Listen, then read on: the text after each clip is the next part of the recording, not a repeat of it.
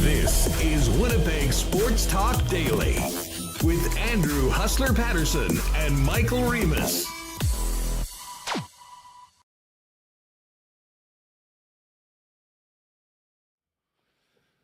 Happy Monday, everybody, and welcome to Winnipeg Sports Talk Daily. Andrew Paterson, Michael Remis with you.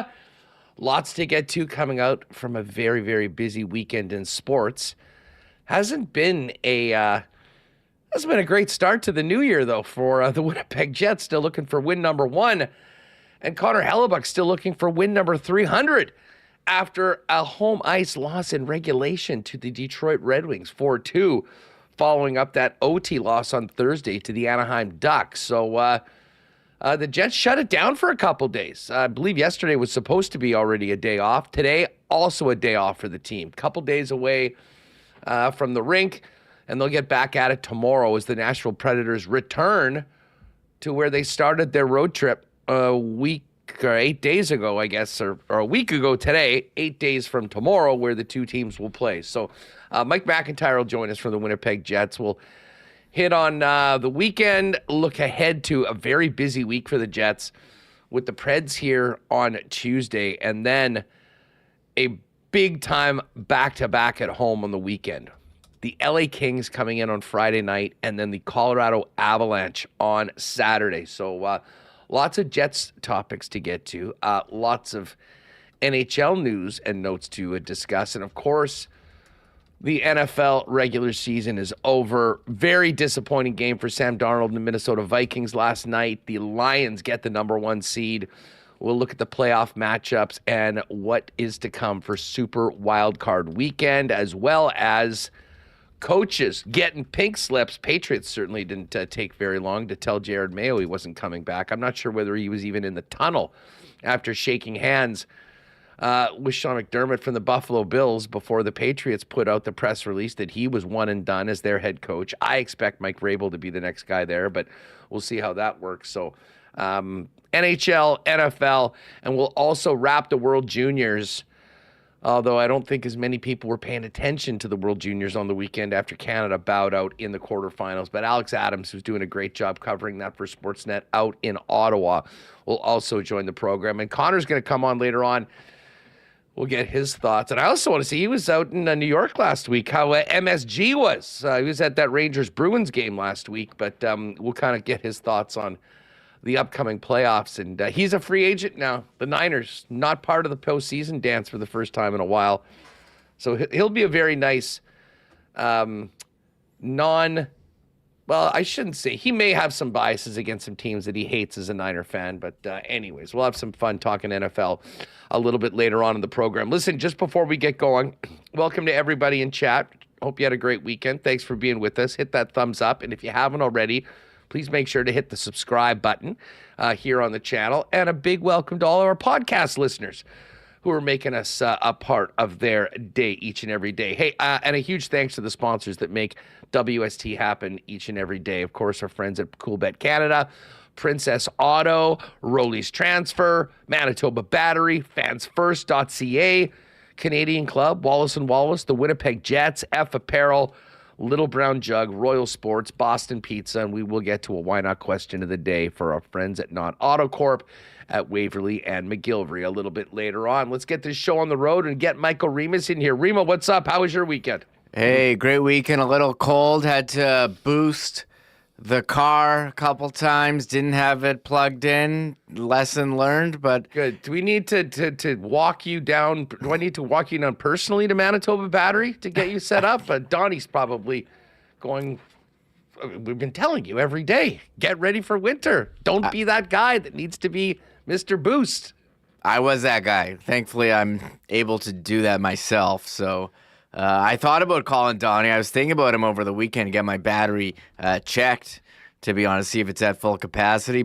And speaking of sponsors, you mentioned Fans First. Warren Monroe, shout out to him. He says, thanks for the tip on Fans First. I land Friday morning, going Friday to Kings Friday and Avs Saturday, Section 112. So shout out to Warren. But yeah, feeling good, Huss. Warmed up. Nice to have a couple days in between the Jets games. NFL yesterday, last week of the season. That was fun. World Junior. My ears perked up when it was overtime in the gold medal game, even if you're not, you're disappointed Canada's out and maybe you're not as into USA versus Finland, but I think it's still great hockey, and Ottawa seems to be a great host city. It is in Minnesota next year, which is interesting locally for sure, but happy to be back here and see if the Jets can get a win in 2025 and finally get Connor Hrabchak that 300th win. It's been a couple here, Huss, where we've been ready to pop the champagne bottles and just haven't quite got there. Well, no doubt. And listen, along with that, with kind of a tough start to the new year, comes a bunch of angst from Winnipeg Jet fans that this team might be going into a January swoon. And I cannot blame fans from living and dying with the results game to game. That's what we do. But as I said, I mean, a couple games does not make a slump. But I will say this, Remis, I think this really cranks up the urgency and importance of these games this week, starting tomorrow with this game against the Nashville Predators. I mean, you don't want to go more than a week without winning a hockey game. And I think we all realize that coming up on the weekend, two major challenges for the hockey club, who's been very good at home all year long. I mean, they've done well against some of the top teams. But that Avalanche game, again, playing them on the second end of the back-to-back is going to be a tough spot. I'm not sure whether they're maybe in Minnesota the night before. That would be nice. We'll have to check on that. And the LA Kings have been playing great hockey. So, I mean, this is going to be a big challenge. And by the way, since the Nashville Predators were here in Winnipeg, they've got out on the road and got a couple wins against Vancouver and Calgary. So they'll be coming back looking to get one over on their division rivals. But as far as the weekend goes, the one thing that I think, we'll get into this with Mike, which was really concerning, and maybe this leads to the fact of why the coaching staff decided just to get these guys away from the rink for 2 full days, was another really ugly start. And I mean, there has been some starts, there's been some games where the shot clock has been a little bit lopsided. Not like Saturday, though. I mean, the team got into penalty trouble early on. They killed one, and then Vlad Nemestikov had that awkward, throwing the stick penalty where he was in the box. And credit to the Detroit Red Wings. And I mean, listen, you do see that new coach bump from that team. Todd McClellan had them playing hard and shooting the puck from everywhere earlier on. But if I'm not mistaken, wasn't it like 17-2 or 17-3 at one point? I mean, the Jets certainly did turn it on and get some more chances in the first. I thought they were much better in the second and did sort of control the play. You look back and kind of that unfortunate power play goal early on that Stanley was front and center. And then, in the third period, I mean, Ville Heinola and Alex DeBrincat just not able to, control the stick of his man. He was on him, but he wasn't. And that third goal ended up being crucial because Nikolai Ehlers got them to within one late, but they couldn't get another one in time. Dylan Larkin scores the OT winner, and the Jets lose 4-2. But a game that might have been a lot different if they came out in a different fashion. That just wasn't good enough, and they were playing from behind all night. Yeah, 17-7 ended up being the shot total in the first period, and it was a slow one. And hey, I took Hrabchak in fantasy. I was like, man, you might get like 60 shots on goal here if this pace continues, which is not great for him. But, the Jets were able to figure it out in the second, outshooting Detroit 10-3. But the slow start, Special teams, certainly a factor, and injuries played in this one. Special teams, Detroit going 2 for 3 on the power play against the Jets penalty kill that has been solid all year. And the Jets power play, which is where they've made their money this season, went blank. 0 for 2. In terms of injuries, playing with 5D at times, Josh Morrissey takes a puck to the face, leaves, gets 8 stitches, and scores. And I loved the shot of him on the bench, Huss, with his face all bloody. He's got a smile. I just captioned it on our Instagram. Hockey guy, Josh Morrissey, mentioned I think he had some freezing after, when they do the stitches. But Colin Miller took a puck to the throat, Huss, and he missed the game. We didn't get an update. They didn't practice today, and they didn't practice yesterday, taking some time away. I think banged up travel, and I do wonder if there was some kind of illness going through. You go back to the game last week after they won against Nashville, their last win. The post-game interview with Connor Hrabchak, he just sounded very nasally and congested. And I have no idea anything, but he just didn't sound like his normal self after that win. And look, they're resting up, trying to get ready for tomorrow's game against Nashville. As you mentioned, very big week. LA is on a major heater here on Friday, and so is Colorado. They play Thursday in Minnesota, have a day off, and then come here on Saturday. So I thought we'd see some more wins against teams like Anaheim and Detroit on this extended homestand. We have not, but again, big week coming up at this day. 2025. Look to get first win in 2025. They don't have any wins this year. The Winnipeg Jets. No. Seems crazy to say, but. And one thing we did see too, Huss, the offense kind of dried up. Didn't see a lot of, we did see some line changes. How about this? Connor Scheifele, Ehlers, Perfetti, Lowry, Velarde, Niederreiter, Nemestikov, Iafallo as your top 3 lines there. So, they don't practice. We don't have any injury updates. Sandberg, is he going to be back very soon? And we don't know about Colin Miller, if he's going to be up for a while with the throat injury. So I thought they played, for 2 periods, they played well enough to win. Mentioned a couple posts, didn't go their way. Oh, man, there was the iron behind Alex Lyon should have gotten maybe one of the 3 stars as well. Has that ever happened? We've seen the fans get one of the 3 stars. I don't think I've ever seen any posts. Yeah. Well, Nashville's back, as you mentioned, and tomorrow is the Beat the Winter Blues night. And I believe the first 7,500 fans at the game are going to get a Winnipeg Jets cooler bag. Saw a little ad that the team put out for that. So if you are going to the game tomorrow, you might want to get there maybe a little earlier than normal just to make sure you're getting that premium giveaway item, which would be a cool thing to have in the summer as well. But yes, there it is. The Go Jets Go cooler bag. I'm a big cooler bag guy, Remis. That is a great giveaway. I will say that. I love cooler bags. I got a really nice one as a wedding gift that we took on our honeymoon. I take it everywhere. So I'm curious about the ice holding properties of this one. So we'll have to take it for a test drive. How many days can it hold ice for? Yeah, days. You might be done. And the Jets did do a nice cooler bag a couple years ago as a season ticket holder gift, but this is a little different one. Looks nice. Sort of foldable. So anyways, premium item that's given away tomorrow. So if you're getting to the game, get out there early. The one thing I'll just say this, we'll get to this a little bit more, but man, we've talked a lot about the defense. And I know we've talked a lot about Logan Stanley and Ville Heinola. And Stan was kind of fun. He cracked me up a little bit because, he's really seemed to be tried to get in more offensively. He's been shooting the puck. He's kind of seemingly had a little bit more confidence going down low, which is nice. And it'd be nice if some of that turned into offense. But holy smokes, did he get savaged by John Garrett on Saturday night. After that first goal.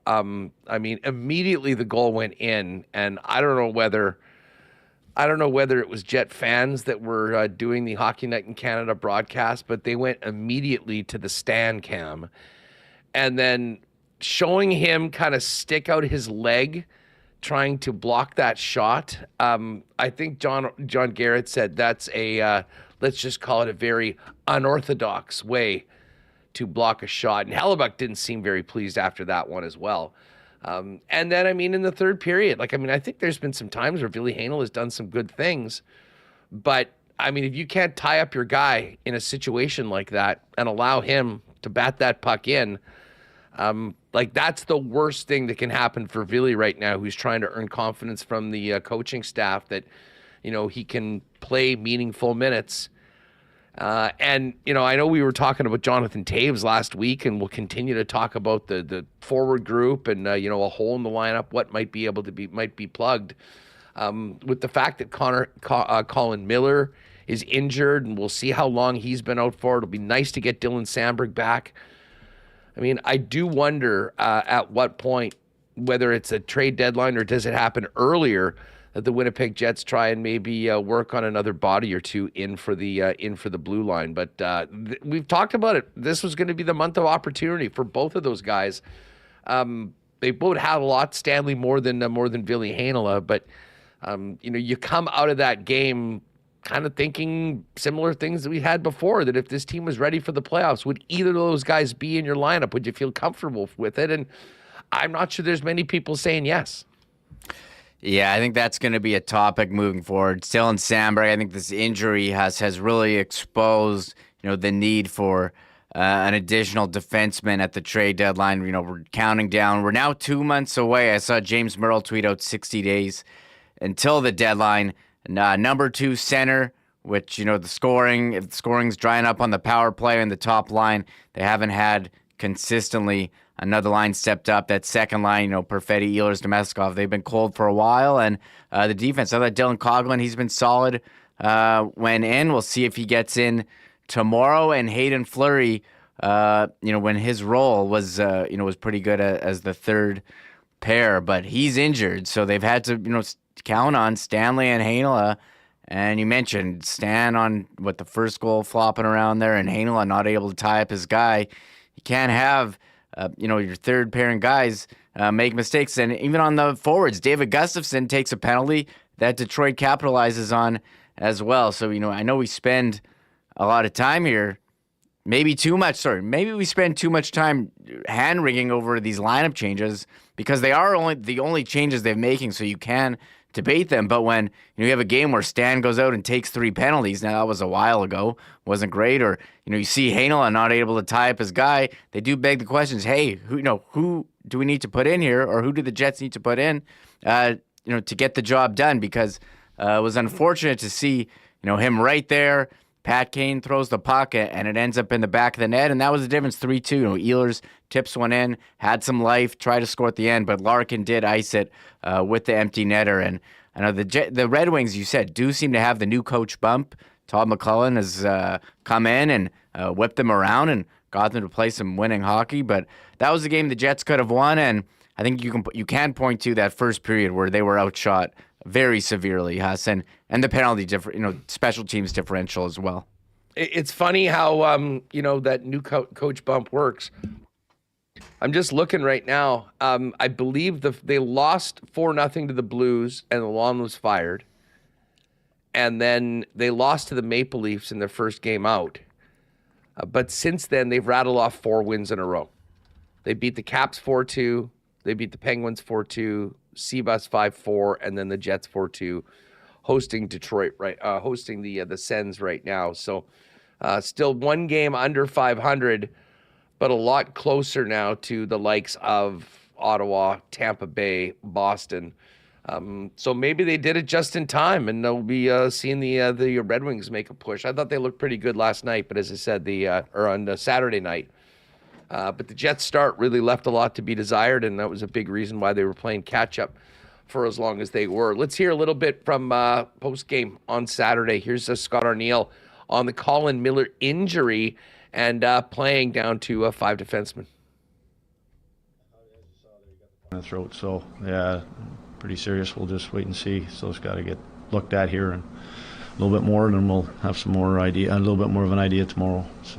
You've had to do a few times lately. What do you think of the way your D handled the 5D and the mix and match? Yeah, it's obviously when you lose that, it's kind of like the Toronto game. The guys have to step up and play big minutes, and I thought they did a good job. I think that, obviously the start of the game, you don't want to start having to, try to kill 2 penalties that early, and then losing as we did that. We lost J-Mo right away.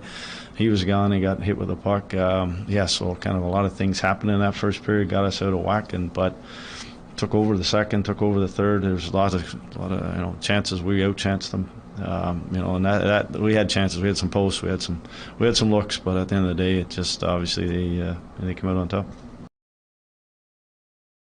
All right, so there's Coach Arneal, and listen, if Miller is out long term, just as soon as you get Sandberg back, losing another important member of that blue line. We'll pay attention tomorrow morning for an update from the coaching staff after the morning skate, before tomorrow night's game. First period was pretty ugly. The team was much better in the second. Here's Arneal on the second period pushback and significant usage of the line juggling blender. You know what, they got up and they sat back a little bit, and we just tried to make sure that we played fast enough to get in and get on our forecheck. Thought that we did a good job having numbers on it, and then the last part of it was we were trying to get throw pucks in that front. As you saw, both our goals were shots with tips or deflections or rebounds, that type of scenario. Move the lines around a little bit. What did you see from? Yeah, kind of. I was just trying to get people playing. Honestly, it's hard for guys to sit there for sort of 4 or 5 minutes there at the start, and then I kind of would just want to get up and running, and then it was just kind of feeling that second period. We had the momentum, and I was trying to get KC and Ehlers and Perfetti. I was just trying to get them back on the ice as much as possible, because it just felt like we had momentum, and that's kind of more. It wasn't anything specific. It was just trying to get guys out. And the other side, this is like, and I have never used the excuse of the schedules, 5 and 8. We had some guys that, were, a little bit tired and fatigued, and was trying to use kind of everybody and get guys their rest between shifts, and then throw them back out when they're ready to go. And Arneal seems to have a pretty good pulse of his club, and he kind of alluded to that, and maybe we shouldn't be so surprised that they decided to forego a day of practice today with some extra rest before tomorrow. So that's it for the first half of the NHL schedule. 82 games, 41 in the books, 41 to go. The Jets find themselves in first place in the Central Division at the halfway mark. 27 wins, 12 losses, 2 OT losses, 56 points. They're 2 points up on the Minnesota Wild, who do have a game in hand. They're 7 up on Dallas, who have 3 games in hand, and 7 up on Colorado, who has 1 game in hand. Certainly in a nice spot, but a lot of work left to be done. And, it'll be incumbent on this group to get it together and not let this snowball a little bit, considering the way that this longest homestand of the year has started off with just 1 of a possible 4 points. Next up is the Nashville Predators, as we mentioned, tomorrow on Beat the Winter Blues Day. Here's what Arnie had to say about his club at the halfway point of the season. The first half is a great start. We talked about eliminating teams and putting ourselves in a position so that we can, put ourselves in a spot to be in the playoffs. And, we still have 41 to go. There's still a lot of hockey, and, it's just we put ourselves in a good spot right now. A lot of work to go. Scott, Josh Morrissey talked about how the schedule you mentioned there, 5 and 8 games, but 1 game in the next 5 days. How can you guys kind of use that rest as an advantage? I told him that's the big thing. Just rest. I get it. Make sure that we look after ourselves. Once they do get some rest, we can get some off-ice work in there. We'll throw some of that in, then, get a couple of practices where we get to get some touches that aren't morning skates where it's limited, or it's, the situations where we can't even skate at all. So just the biggest thing for us is we need some people to get healthy. Lost another defenseman, so that's going to change things again. Remis, a great clip there. It does sort of put into perspective a little bit more the decision to cancel practice today and give the team 2 days off before getting back at it tomorrow against the Preds. Yeah, just listening to that, it seems like, we're at home. This wasn't, I think they notified us yesterday that this was going to be another off day, so that's 2 in a row. So maybe they are dealing with a number of things and they needed days away to get feeling 100% before this game against Nashville. I mean, they got to practice. They do have practice this week, Wednesday and Thursday scheduled in between the games, the back-to-back Friday and Saturday at home against LA and Colorado. So look to rest up and come out with some more jump in the first period against a Nashville team. Feels like they were just here. Oh, yeah, probably because they were here a week ago today, where they got their last win of 2024. Maybe the Nashville could also be the first win of 2025. Wouldn't that be very nice? Well, yes, it would be nice to get that 300th win for Hellebuck and to get a win going into a very, very tough back-to-back on the weekend. Let's hear from Josh Morrissey. He had quite the night. Face got messed up, scored a goal, but here's Morrissey on what went wrong for the Jets on Saturday. I mean, I didn't love our start. Obviously, we get behind the 8 ball with a couple penalties early, and it kind of takes a little bit of the flow to the game there for the forward line, so and the D. But then I thought we got our game going in the second period and third period. We would have liked to find a way to keep it at 2-1 for as long as possible and give ourselves a chance to tie it up. Went down 3-1 and just couldn't find a way to climb back. How would you compare your play to Thursday? This team?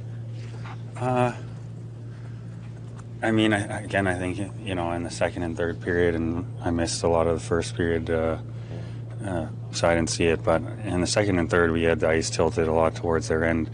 They had a better start to the third, but I thought we did some good things. And, the end of a 5 and 8 days stretch, that's where your margins for error are smaller, when maybe there's some fatigue. And, that's where you just...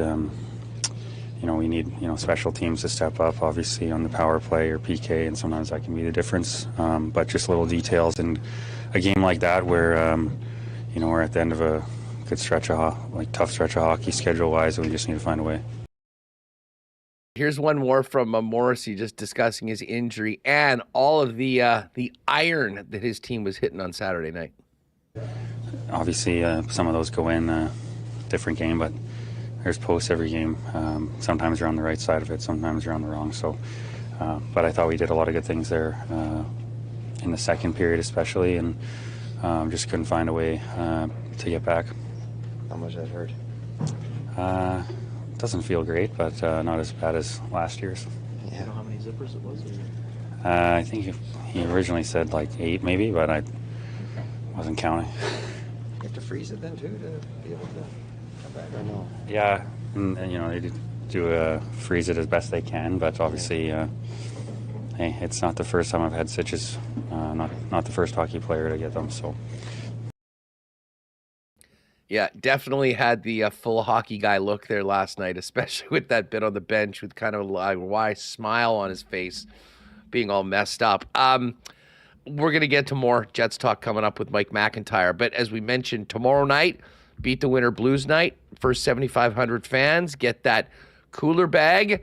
And our next WST night is Thursday, January 16th. Now, we had sold out the available tickets. We've got a few more added, but not many. So if you want to join us, we'd love to see you. It's $61. It includes your ticket and a beverage of your choice. So go to winnipegjets.com/WST before they're gone. Snap them up, and we'll look forward to seeing you all with us at Canada Life Center for the visit of the Kraken next week on January the 16th. Should be a real fun Thursday night. Before we bring in Mike McIntyre, a big thanks to our friends at Rolly's Transfer, their support of Winnipeg Sports Talk. Family owned and operated for over 60 years, the most trusted name in moving in Manitoba. And folks, if you have a move coming up in 2025, take as much of the stress out of it as possible with the white glove treatment from Rolly's. Head on over to their website. And you'll see in the top right corner the request an estimate feature. First off, put in the promo code WST for an exclusive discount on moving services and moving supplies for WST listeners. And then let them know when you're planning on moving, where you're planning on moving, and what needs to go. And the friendly staff at Rolly's will turn it around with a great quote and get you locked in. to plan for the move to your next destination and take care of your stuff as only Rolly's Transfer can do. Rolly's Transfer, family owned and operated for 60 years in Manitoba. Find out more. Request a quote today over at Rollies.com. Well, as we mentioned right off the top of the show, you do not want to be that guy. Michael Remis this weekend ended up being that guy that was spending half of the time boosting cars. It's January in Winnipeg. Your battery better be able to get you through these next few months. And if you're not sure that that's the case, as Michael mentioned, you can pop into either Manitoba Battery on Logan Avenue or Dover Court for a free test of your battery. And if you need one, you'll be able to take advantage of the best prices in town, period, on batteries for your car or truck or, frankly, anything else. Manitoba Battery is your local battery option with free delivery citywide on any purchase over $60. So you don't even need to leave your home, guaranteeing the lowest prices in town, beating the pants off the big box stores. It's just that easy. For all your battery needs, Manitoba Battery, manitobabattery.com, or pop by and see him in person, Logan Avenue or Dover Court Drive in the south side of the city. And hey, speaking of the new year, gang, many of you are probably working on some New Year's resolutions or planning new things to do this year. If part of your New Year's goals is to maybe up your menswear game, we got that covered for you. Head on down to F Apparel, the leaders in custom clothing for men in Winnipeg, including custom suits beginning at just $400, chinos, golf pants, custom shirts, both tucked and untucked styles, and the best selection, hands down, of menswear accessories in the city. You can find out more and check them out online at F Apparel. That's EPHapparel.com. Make an appointment to come in for a fitting there or pop down and see him in person at 190 Smith Street downtown. Shout out to our friends over at F Apparel. All right, let's welcome in Mike McIntyre from the Winnipeg Free Press. Mike, what's going on? Hope you had a good weekend. Great weekend, Huss. Happy New Year to you and the crew and all the viewers out there. First time in 2025. Looking forward to what the new year brings us. Should be an exciting one for sports fans in this market, given where the Winnipeg Jets are, although I suspect some folks have a bit of a sour taste over how these last few games have gone. Is it just a speed bump or bigger sense of worry about cracks in the foundation? I guess we're going to find out. Yeah, I mean, I don't know if it's as much cracks in the foundation, but I will forgive Winnipeg Jet fans for getting to January and seeing a couple games you probably feel you think you should have and go, oh my God, is this... Here we go again. Historically, this has not been a great portion of the schedule. Now, I would argue this is a very different team, and there's a lot of things that have gone very well for the club so far this year, and their spot in the standing speaks for themselves.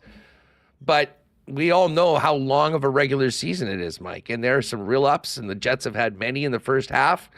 There will be a few downs, and it seems like they're in one. And we were just playing the comments from Scott Arniel. After hearing that again post-game, I can't say that I'm really surprised that they did the relatively unusual thing of canceling practice a day after a day off to give the guys 2 days away to just do a full recharge.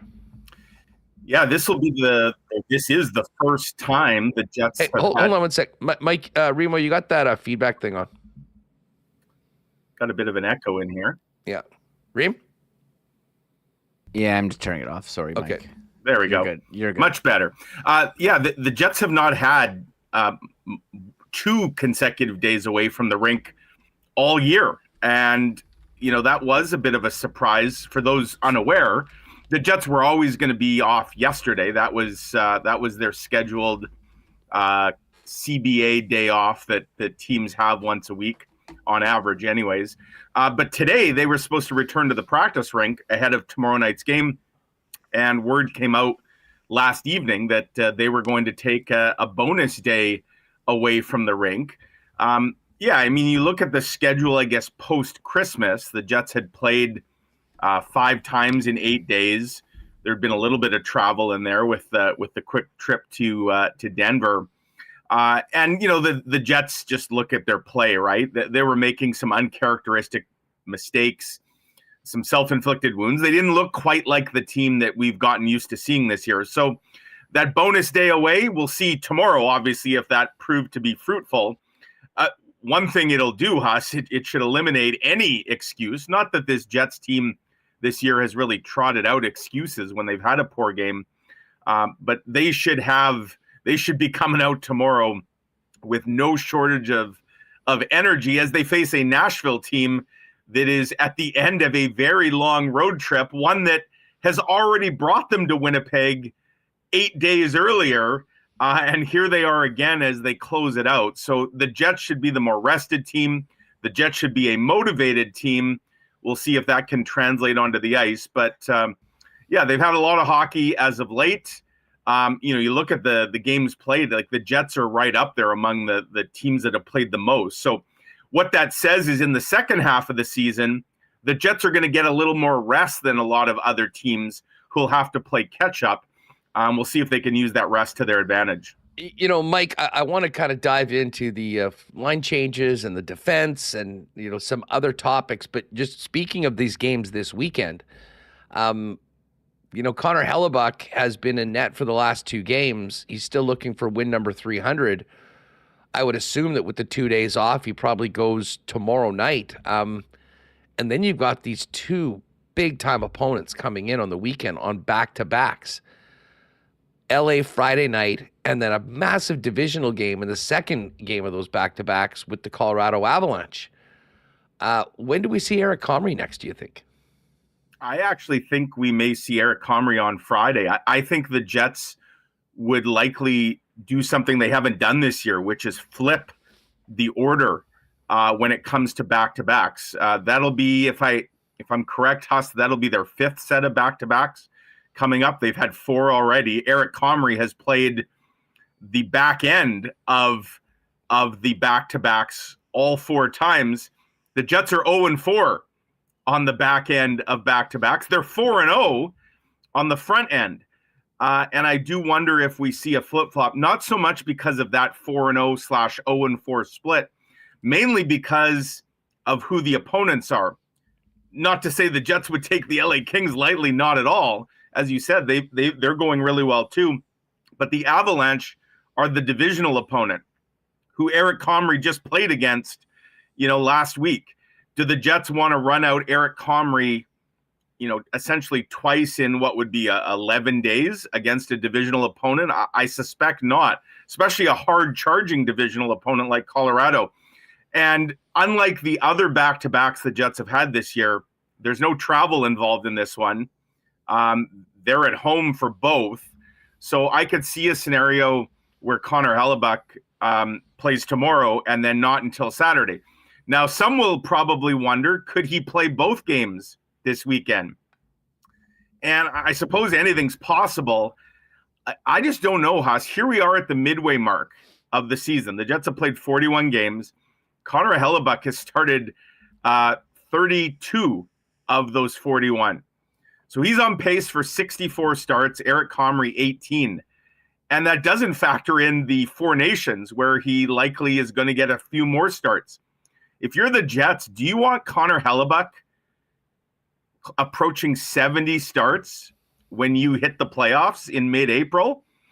I don't know about that. And so I just don't see a scenario where the Jets would take a back-to-back and run Connor Hrabchak for both, even though they obviously, they're only playing the 1 game in 5 here, and they've obviously gotten some rest. I just don't know about that, because then if you look beyond this weekend, then when does Eric Comrie get the net next?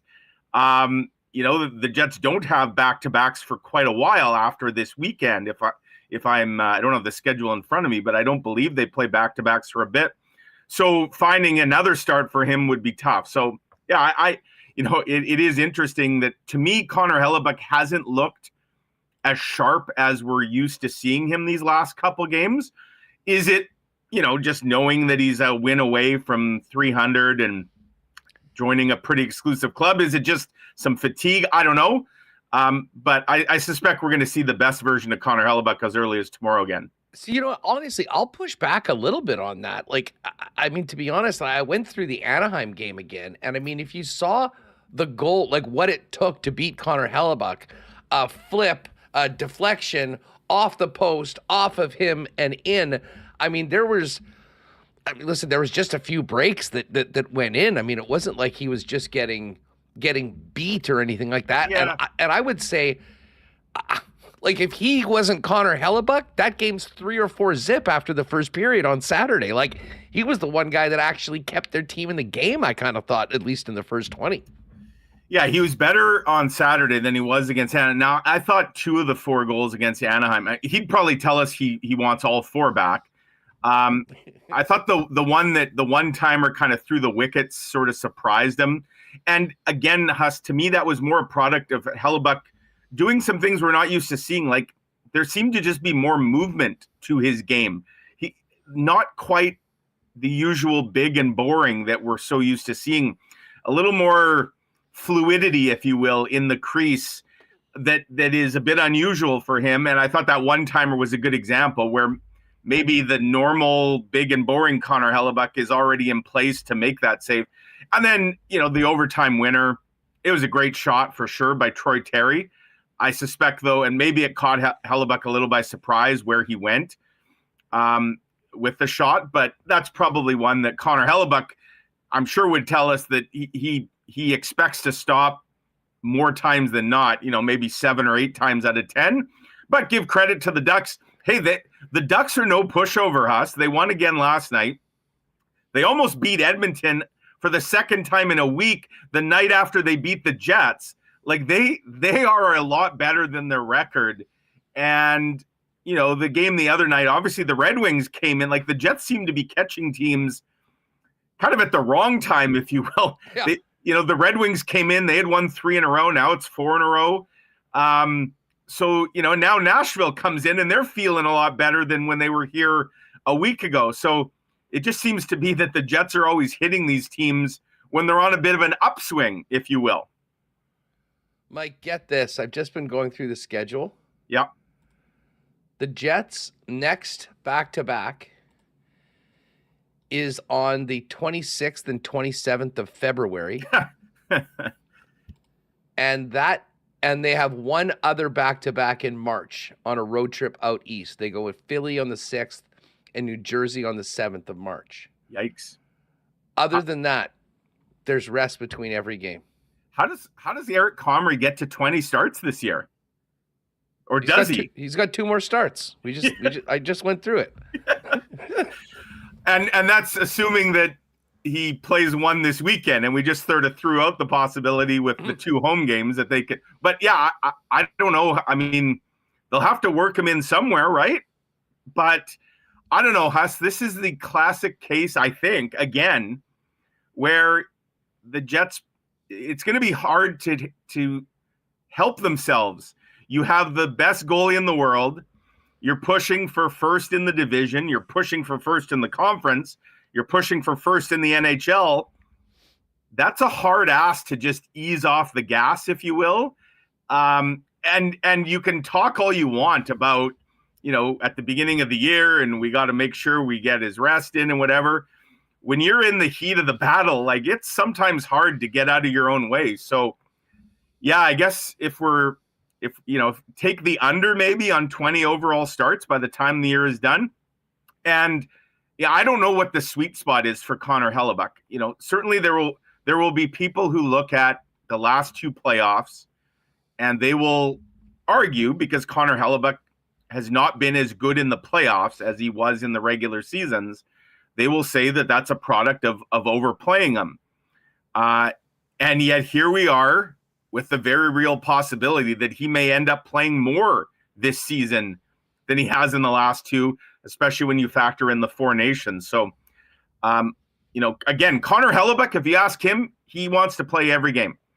But they have, a goalie coach and a whole team to kind of try and make those decisions. So I'm curious what the final number ends with. And as you point out, the schedule is going to make it very difficult for the Jets to not just run Connor Hrabchak out there like basically every other night or so for the next month and a half here.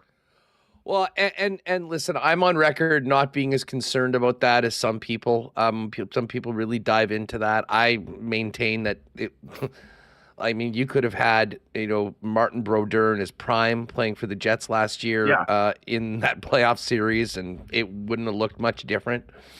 And I will remind everybody, and we went through this last week, that if you look at Connor Hrabchak's history in the National Hockey League, what was the year that they had the greatest playoff success? 2017-18. Yep. Hrabchak was in 67 games that year, the most that he'd ever played. Now, again, he was a little bit younger, but this guy is a workhorse, and he's going to play 60-something games every year. And I will say, like, winning games right now and getting these points and putting yourself in a position where you have that luxury of giving him a few extra rest days later on in the second half of the season, I think has to be what you're playing for right now. Like, I'm not one that thinks, oh, he played those 2 extra games in January. That's really going to kill you come April. But I do think that closer to the playoffs, maybe a little bit more wise management of it. And you think back to 2 years ago against Vegas, like in that series, Hrabchak had to play, was it the last 13 straight games, because they'd blown it and they were basically playing playoff games at that point, and they didn't feel comfortable putting Big Save Dave in until they clinched with 1 game left and Dave took that last game. So the key is to not be in that situation, give yourself the flexibility to it, and that might mean leaning on him a little bit more in a very big, important month for the club heading into that break. Yeah, and that's where all this home cooking in January, you hope the Jets can take advantage of if you're the Jets. So far, though, just 1 point out of 4 in the first 2 games. They obviously have 6 more to come here. And then plenty more home cooking before the Four Nations face-off as well. So, yeah, I mean, if you're the Jets, you try to take advantage of the schedule that you have, and you try to take advantage, if you can, of some of the opponents that you're playing. But so far, not so good in terms of the start to 2025, because on paper, if you had looked at the opponents, Anaheim, Detroit, you probably were penciling in, 3, maybe 4 points out of those games. Instead, kind of the opposite. So we'll see if they can get back on track tomorrow, where I expect Connor Hrabchak's in net. It's interesting, Huss. There's a lot of storylines around this team right now, and certainly I suspect we're going to touch on this. The state of the blue line is one, and one thing we don't know with this second straight day off, we don't know how Colin Miller is doing after taking a puck to the throat. And, us in the press box, we sit directly across from the Jets bench and have a great view of kind of the bench, but also straight down the tunnel. And it was a scary scene on Saturday night where, it looked like he took that puck to the throat and he quickly goes off the ice. But then I don't want to say he collapsed in the tunnel, but he went down, and he was down for some time, and you could see there was some concern. And anytime you get hit in the throat, I mean, you're concerned about the airway. And, I think one of the players after the game said that they thought he was doing a little better. But then Scott Arniel didn't fully give an update. And obviously we haven't got an update Sunday or today. So we'll see what his status is. We'll also see, how close is Dylan Samberg to returning. Could it be as early as this weekend? I think it could be. Again, they've now could it be tomorrow? Possible, but I just wonder, without even a practice, Huss, he was still in the no contact the other day. Okay. And I would have been more confident if they had a full contact practice today and a morning skate tomorrow. Then yes, maybe. I believe they're set to practice Wednesday and Thursday this week. So between a morning skate tomorrow and 2, practices, I think that's probably the more realistic target. But that would be a big add, because I think one thing we can take away from basically since Samberg went down, his value to the team has only gone up. It's one of those, sometimes you don't appreciate what you have till it's gone. And I think the Jets and their fans appreciated Dylan Samberg. I think that's even greater now today. Well, and let's speak on that for a minute because, like when Samberg was out for a month, that was the opportunity for Stanley, who was already in, but to, play a bigger role and to show what he can do, and certainly for Ville Heinola.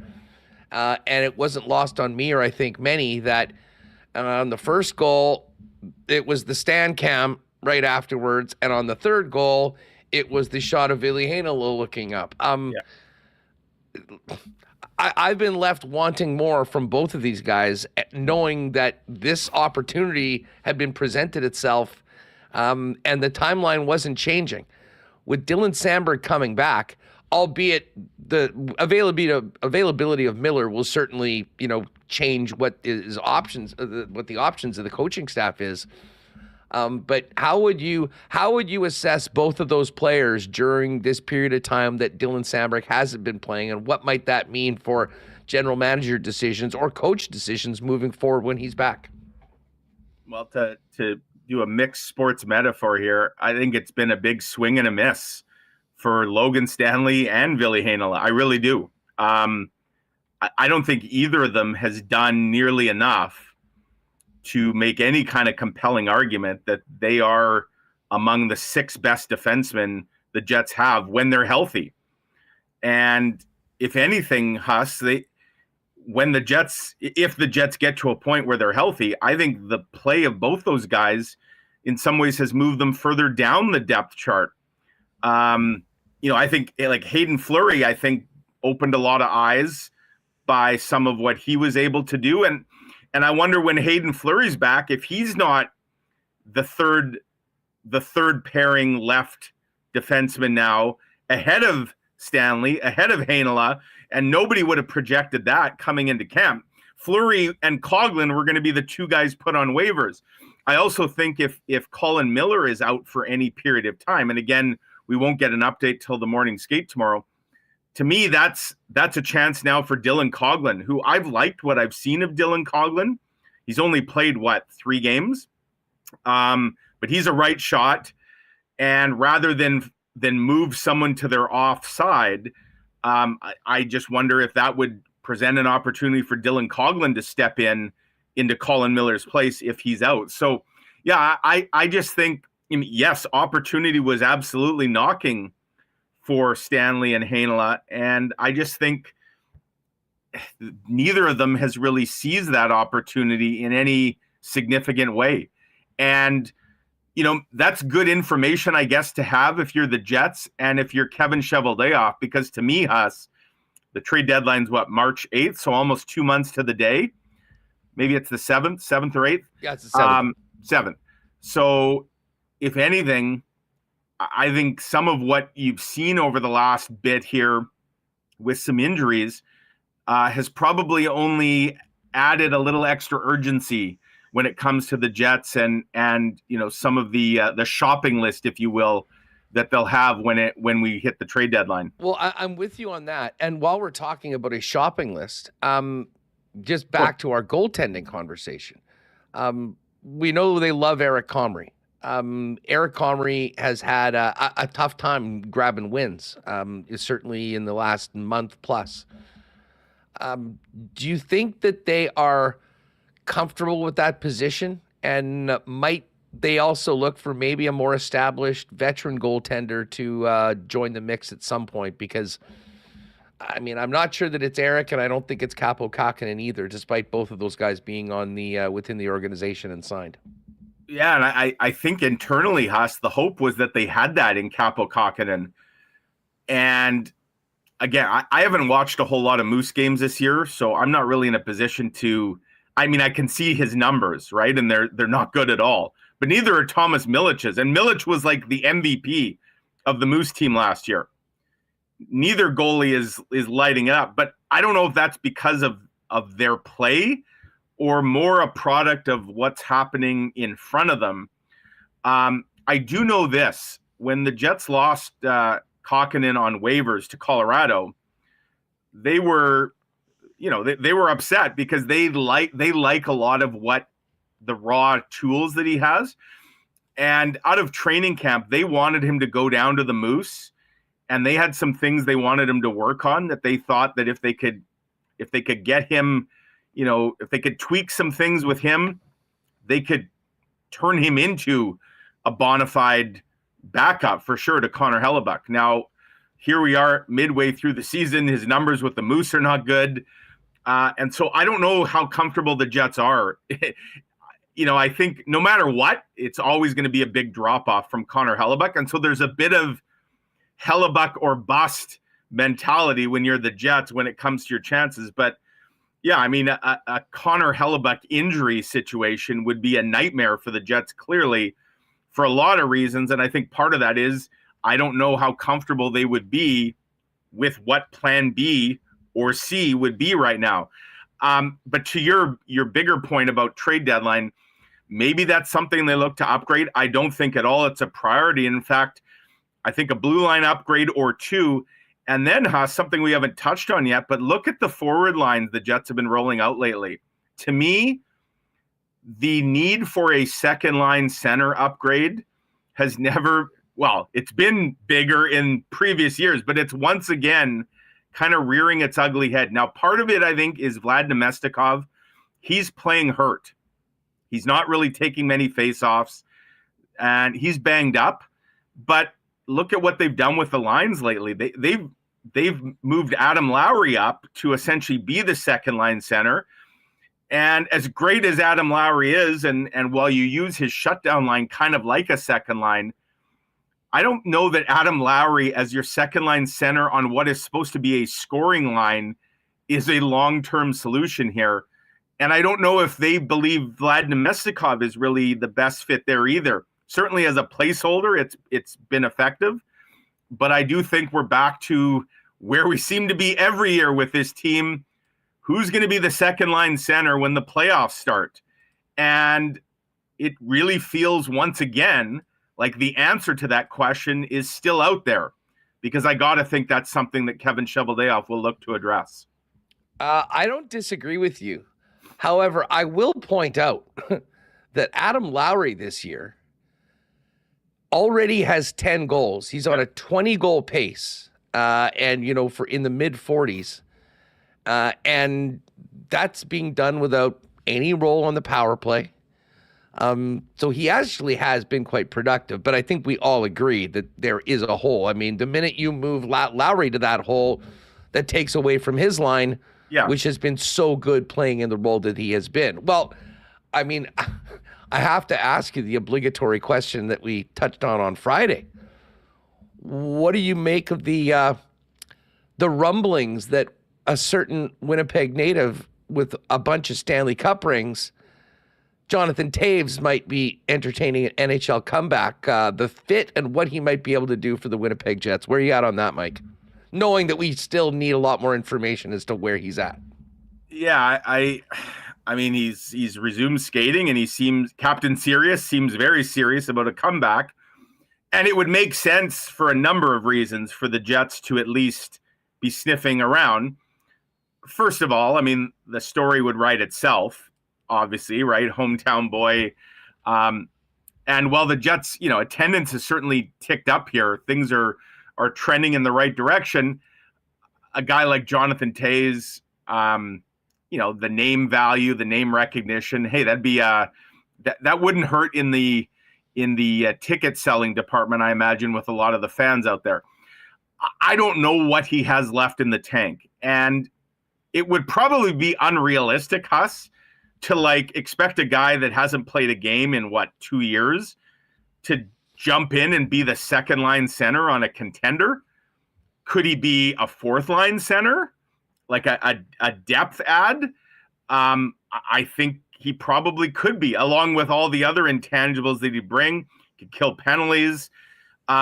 So I don't know that he'd be the savior to swoop in and that you'd throw between, Nikolai Ehlers and Cole Perfetti, and they'd instantly find chemistry. And because don't forget, when we're talking about second line center, and to your point about Lowry, and I agree, Adam Lowry has done everything you could have asked for him, plus a ton more.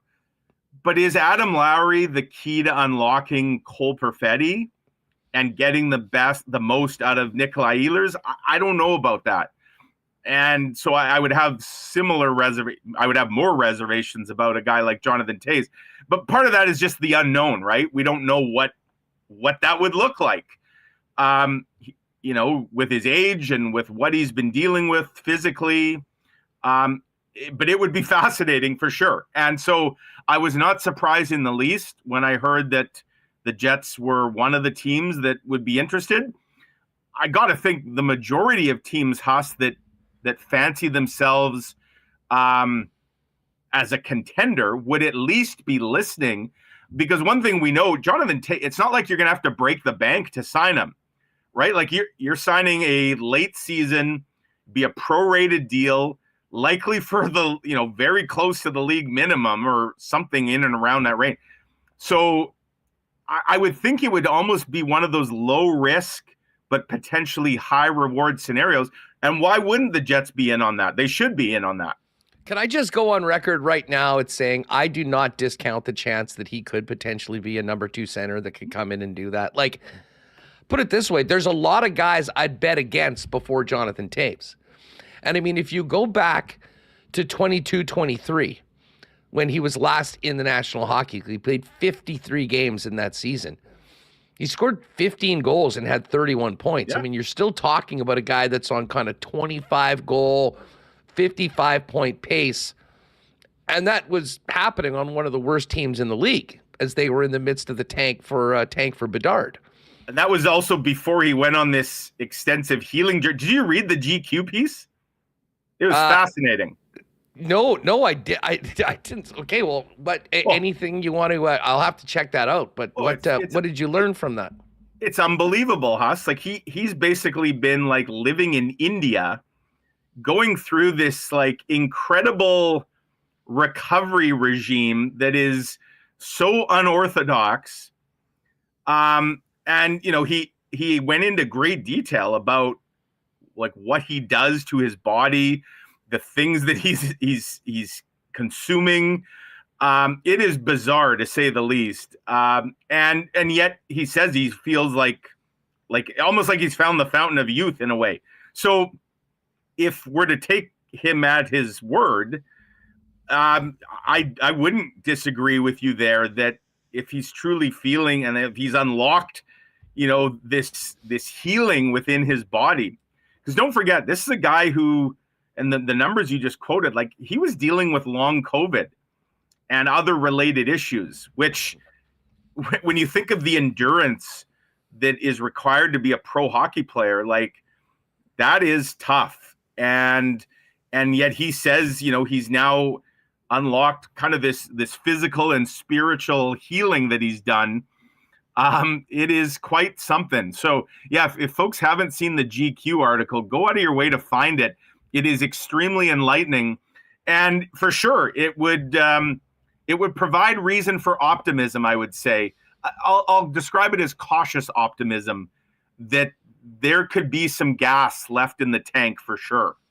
Well, and the fact that he's been away for a little while and has done all this to get back and seemingly really wants to play and give it another shot. And I mean, listen, you kind of mentioned this before. I mean, for the Jets, you could get a player with unmatched experience, championships, 200-foot game. I mean, a guy that if he can come back anywhere close to where he was, could help you in so many different ways. Right. And you guys get a story that, people would be talking about for a long time. And it would be awesome. And listen, I'm not sure that it would just be, now, listen, I don't think he's coming back for the money. The guy was making 10-5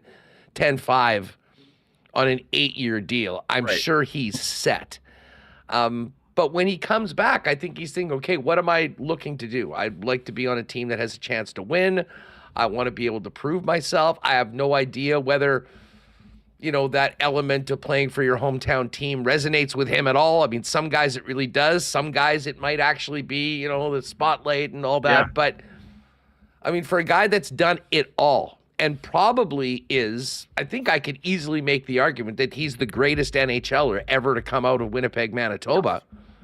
Can Can you imagine a final chapter coming and trying to help the Jets do something special and put them over the top? I mean, sign me up for it. I mean, and as I say, the Jets will have more cap space than some of those other teams that have been mentioned if it did take a little bit more than, for instance, what is, you had speculated being a very low-cost deal. So, well, I'm fascinated by this. I've been thinking about it all weekend long. And as I said, you like to be positive. And, from hearing everything that we said about him, he's done everything he can. And I don't think he starts thinking about this unless he feels like he could come back and be like, he doesn't just want to take a few more laps around the rink. He wants to come back and help a team win hockey games and remind people the player that he was at his best.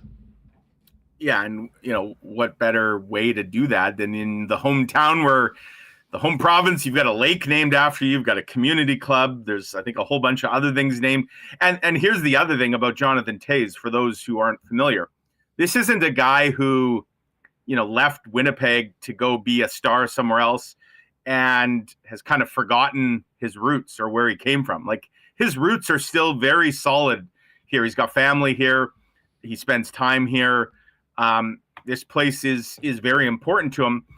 And there's another connection there as well, of course, in that, Kevin Cheveldayoff was with the Blackhawks organization in the past. And so there's connections there. Yeah, I mean, look, the Jets you don't have to give up a draft pick. You don't have to give up a prospect. You don't have to give up a roster player. You don't have to break the bank. Like, there's a lot of potential pluses to this. It'll be interesting to see what kind of competition is created out there. And here's what I'm wondering, Huss. Like, I'm thinking of other sports where athletes have tried to make comebacks. So think of like baseball or football, like a pitcher who's had like a really serious injury, but was a star. You often hear like where a pitcher will do a workout, right? And teams will come and watch because they want to see, like, what does he still have on that fastball? How can he locate his pitches? Or a quarterback who was a stud but had a serious injury. He'll do an informal workout. What's the MO for a stud hockey player that's been out of the league?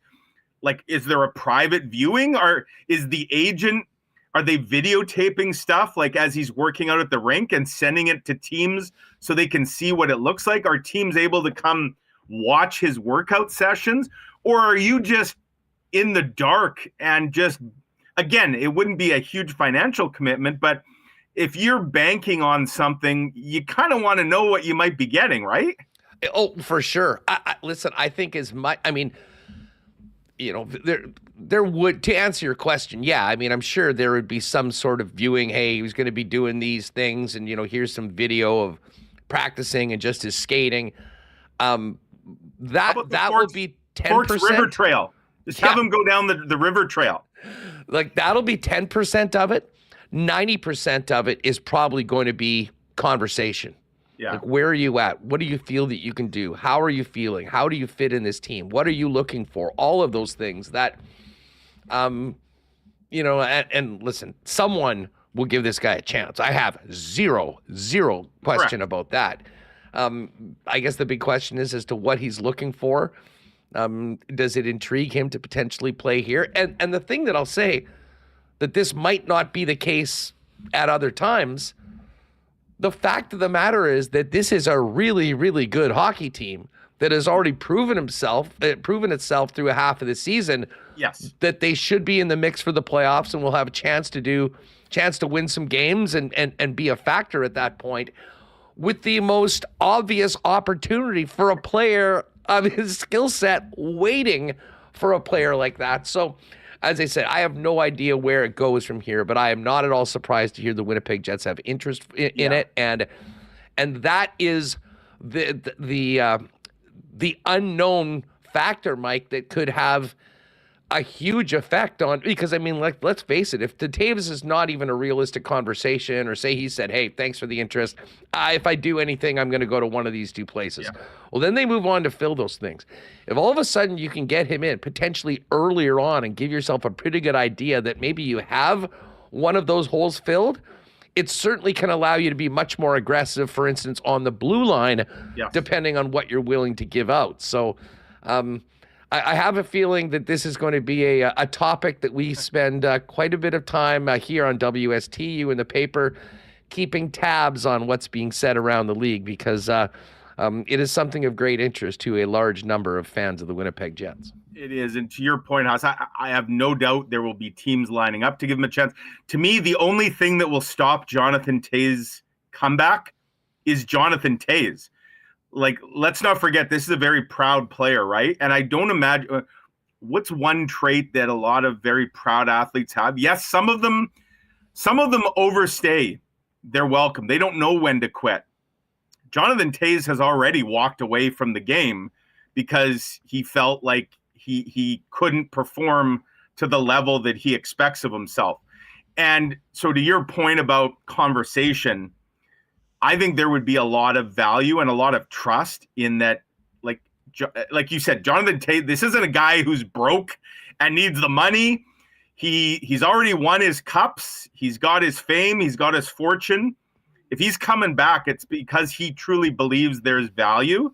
And so I think in that sense, there'd be a lot of trust in that if he says he's good to go, you better believe it. Because I don't imagine he's coming back to be a shell of his former self and to kind of, end his career on a really down note. So yeah, it's for sure a storyline, and I suspect it's going to heat up here in the coming weeks. One thing I'm interested in, Huss, is how the Four Nations break is going to affect, because teams are playing a lot of games.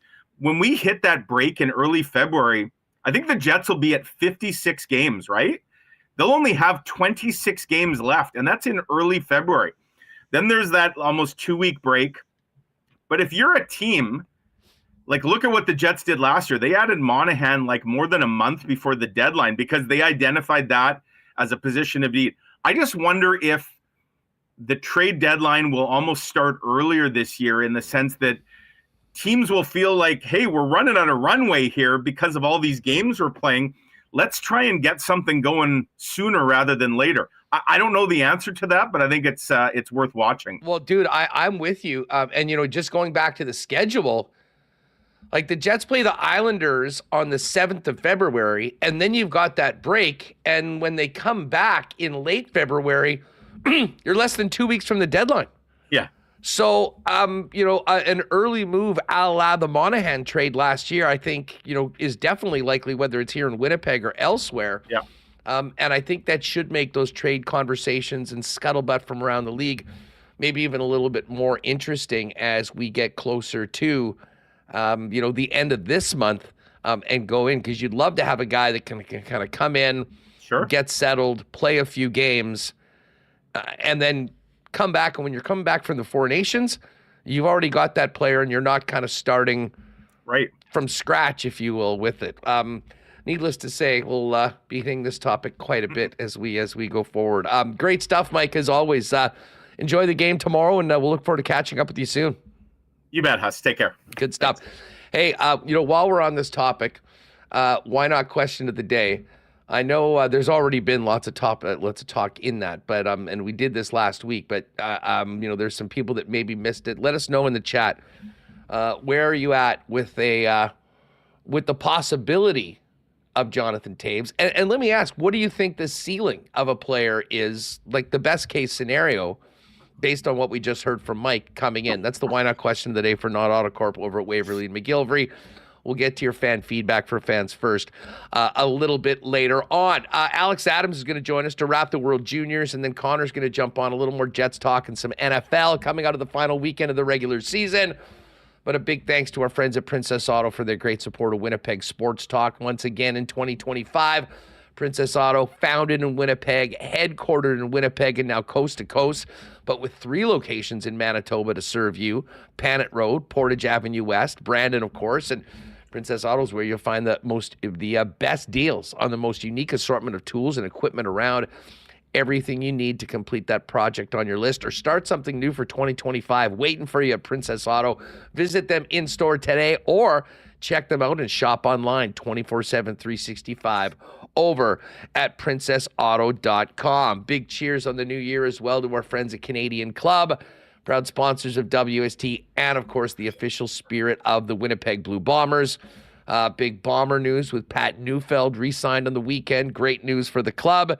We'll look forward to see Patty doing it again with fans enjoying those CC and Gingers and Canadian Club at the Rum Hut coming up next year at Princess Auto Stadium. In the meantime, warm it up this winter by stopping by your local Manitoba liquor marts and checking out Canadian Club and all their offerings at your local Manitoba liquor marts. And hey, a big Happy New Year, of course, to our friends at Wallace & Wallace, the fencing and overhead door specialists in town, serving residential and commercial customers since 1946.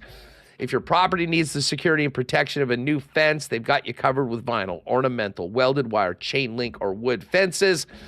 And if it's time to replace your garage door, they've also got Winnipeg's largest selection of overhead garage doors. Give them a call, 204-452-2700. The Wallace & Wallace team will arrange a time to come out and give you a free estimate. You can also visit them at wallacefences.com or pop down to their showroom on Lawson Crescent off of Kenniston. All right, let's head out to the nation's capital right now and welcome in our pal Alex Adams, who probably is having a nice, quiet day after living at the rink for the last week and a half of the World Juniors. Alex, what's up? How are you? I'm good. I do feel a bit like, I know the U.S. players are probably, enjoyed their night and are hungover. I feel that, but like for exhaustion, it's been a lot of late nights, Christmas.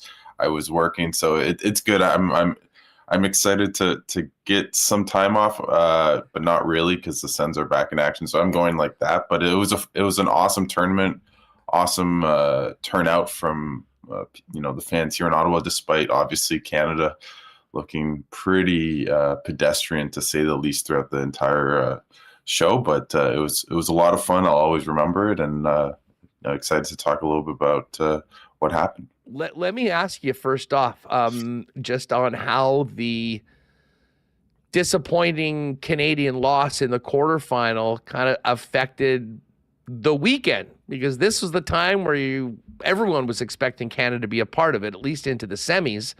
You lose, you have the day off, and then the four teams that are playing are there. None of them are Canada. Was that did that take away a lot of the excitement on the weekend a little bit? I mean, it certainly seemed like the fans were still there supporting the athletes that were playing. Yeah, it was definitely. It would have been a very different atmosphere, of course, if Canada was in at least the semifinals. I know the three-letter company that I cannot name probably. I know it affected their business. I saw something about ad revenue. The discrepancy between the gold medal final with Canada in it compared to not.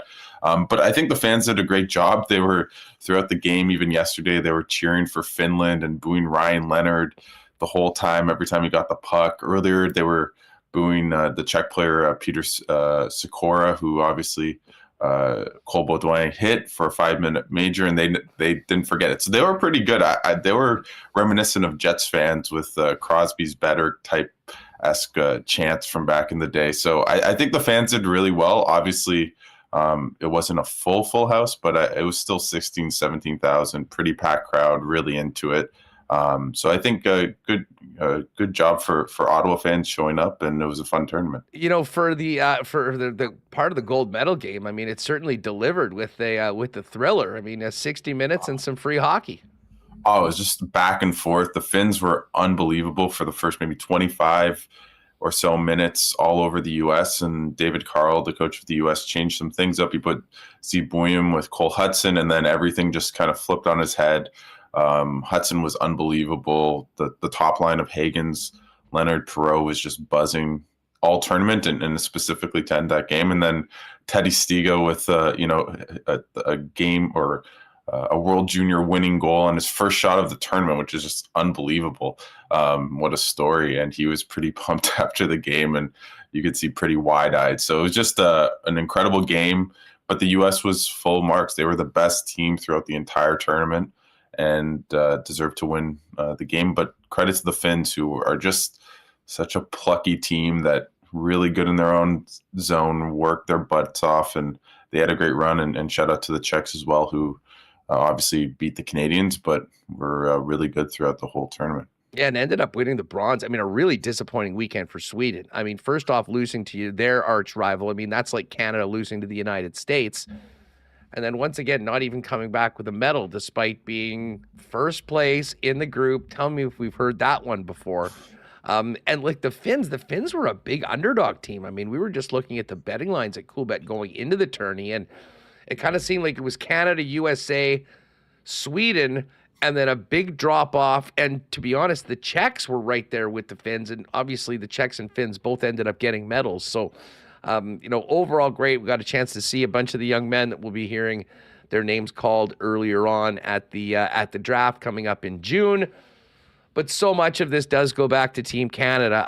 What were the conversations like on Media Row and in the 3 days after Canada was eliminated, in the fashion that they had, with all the questions that, popped up around the making of this team, the coaching of this team, the execution of the guys that were wearing the Canadian jerseys? I think as soon as Canada, that Latvia game, which I think I talked to you right before, maybe it was the curse of, and trust me, I had a story lined up that I could not write the entire tournament because Canada sucked the whole time. But it was basically just bewilderment, baffling. Everyone talking about Dave Cameron, his decisions. It took him until basically the last two periods of do or die game to put Gavin McKenna up with Easton Cowan and Callum Ritchie.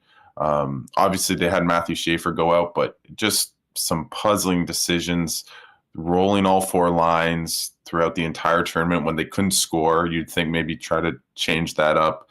I thought a lot of their best players, Easton Cowan had a really tough tournament. I think he's probably getting way too much hate on social media than he deserves, but he was pretty underwhelming. But it was just a lot of like, what happened? Why was this team assembled?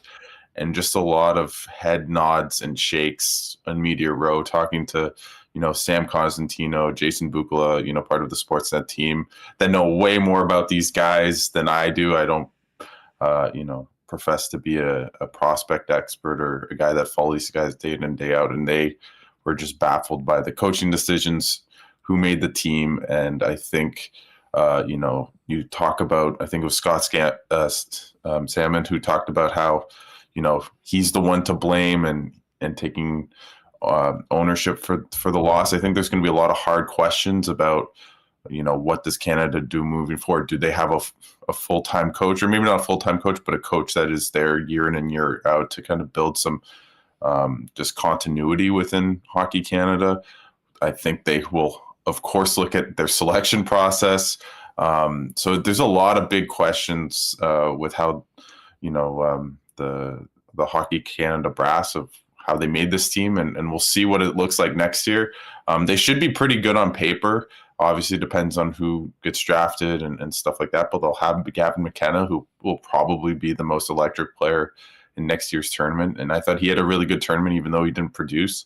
So it's going to be interesting to see if Canada learns from their mistakes of basically going for grit and two-way play over just pure skill. And also just, are they hiring the right coach to kind of make sure their best players succeed? Hey, before we go, I got to quickly ask you about the Sens. I mean, of course, they were in here and lost to the Jets a couple Saturdays ago. They had this monster marathon road trip of 9 games. They're 8 through. They're 4-4. Although they won the first 3 and they've won 1 in their last 5 games. This team has battled back. They put them in a good position. I mean, was this good enough? Have they survived this road trip? And I guess at the same time, we just saw the Wings come in, who look like a different team under Todd McClellan. They've won 4 in a row. This is a big one tomorrow night, I'd imagine, for the Sens and Wings when you talk about that race for that final playoff spot. And, obviously the DeBrincat trade in the background of that and everything. It's going to be a massive game for this team. I still think even if they were to lose that game against the Wings, I'd say they survived and advanced their road trip. In the past, they've really struggled on their big, long road trips. But I think you look at Linus Ullmark, he's out for weeks. Who knows when? We're going to see if the Sens dip their toe in the goalie market. Elliot Friedman talked about John Gibson. I think that would make enough sense, but I don't know what the price is and if he wants to come to Canada. But yeah, that's my biggest issue isn't even where they are in the standings and how they survived the road trip, is just who's their goaltender. Levi Merilainen's played well, but he's 22 and has, I think, 5 or 6 games of NHL experience. Anton Forsberg just, in my opinion, does not look like an NHL caliber goalie at this point in time.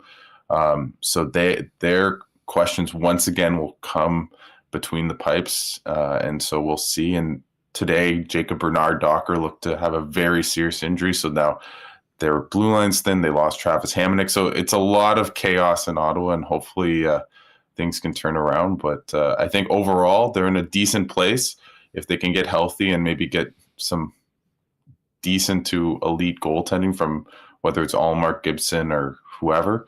I think whoever's playing on that particular night for Ottawa, considering what's happened, it really is crazy.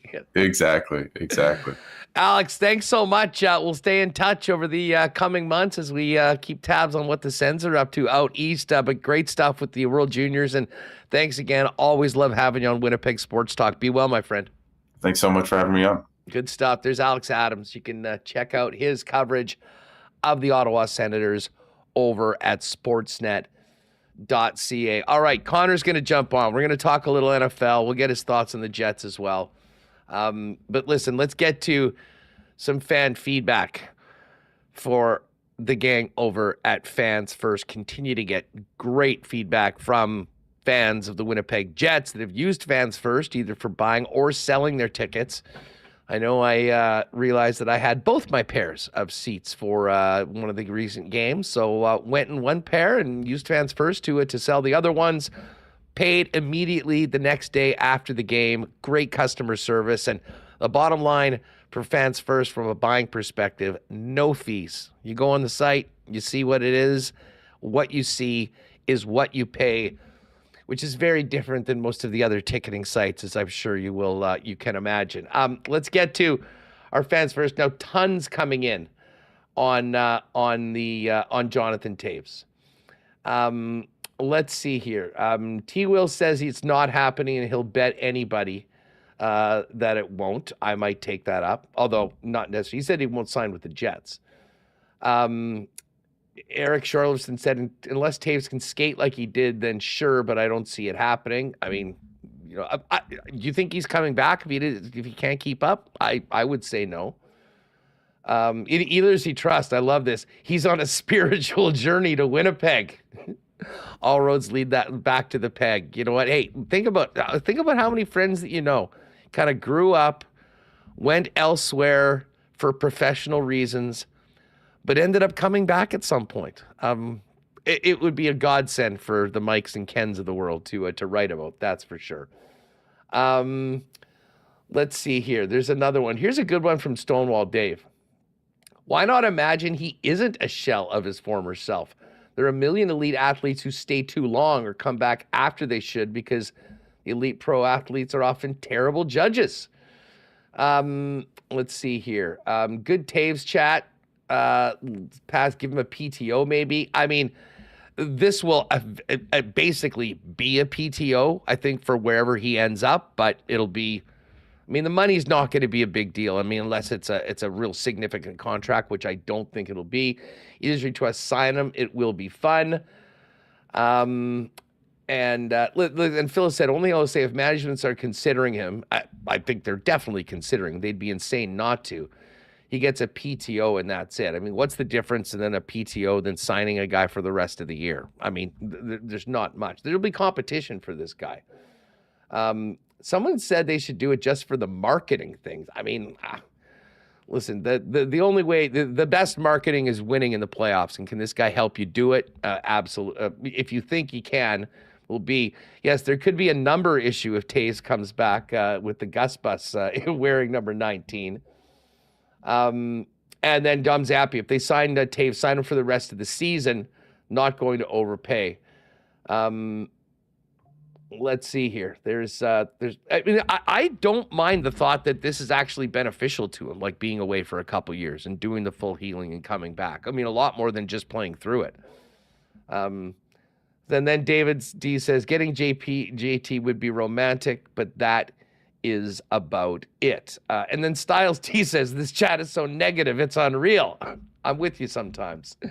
Anyways, it's a very fascinating prospect. We'll see what Connor has to say about that. He's going to join us in just a moment. But keep it coming in the chat. And again, you can always give your fan feedback for Fans First to us on X at Sports Talk WPG. Fans First feedback by fans, for fans, no fees. Check out the site today over at fansfirst.ca. Listen, before we bring in Connor, let's give a big cheers to our friends at Winnipeg's favorite local brewery downtown. Of course, you know it's Little Brown Jug. Yeah.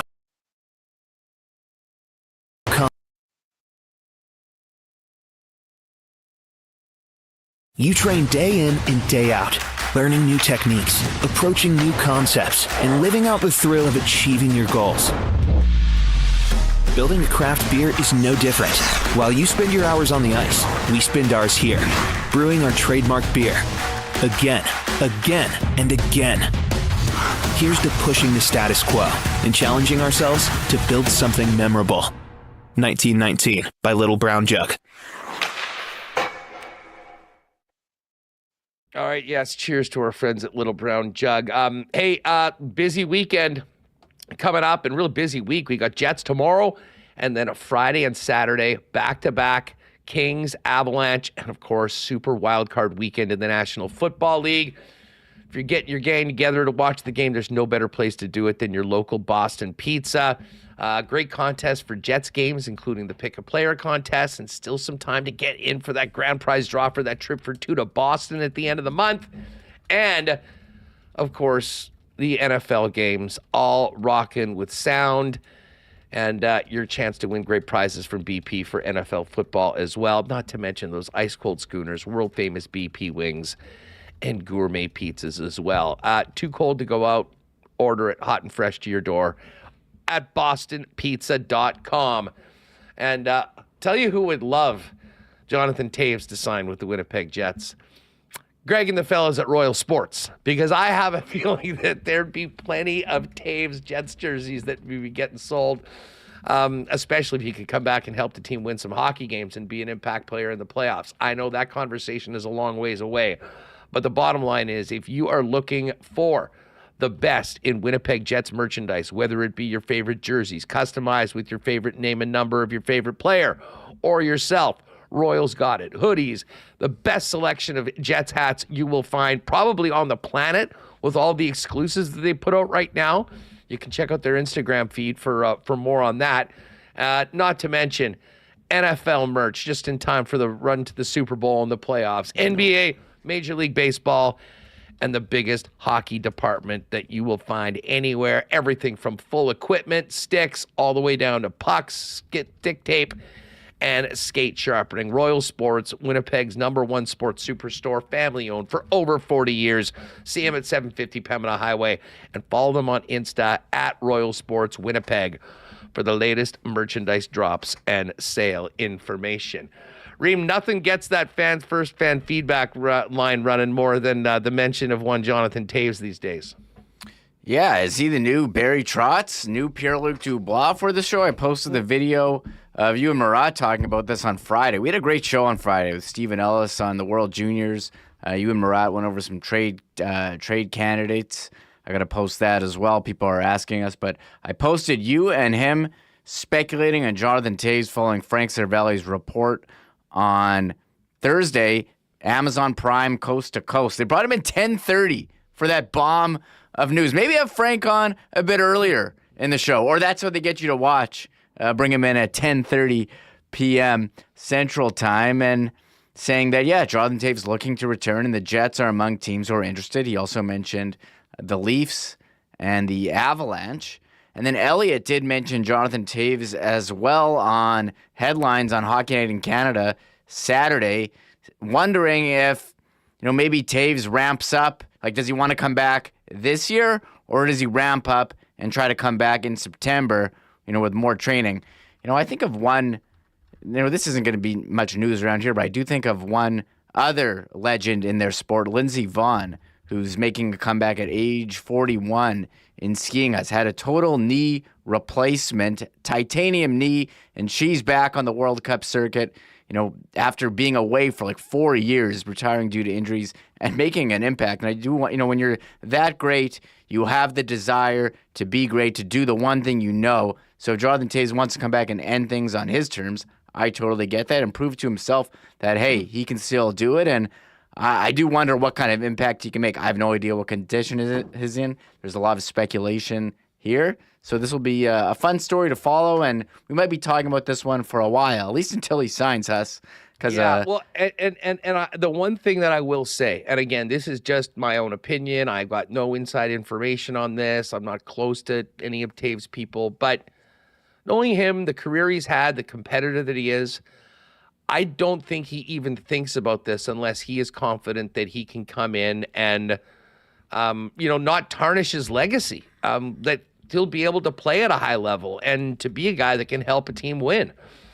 So, as I said, it's not going. Ehlers We Trust also makes a good point. In his last season, Toews won the NHL award for best faceoff percentage. His 63.1 percentage win rate was the highest amongst players with more than 100 faceoffs. Don't think that doesn't make coaches happy right around this time. All right, let's get the three-man weave going, because the kid's back from NYC. Connor Hrabchak, host of WST Sunday Live, Sunday mornings at 9 a.m.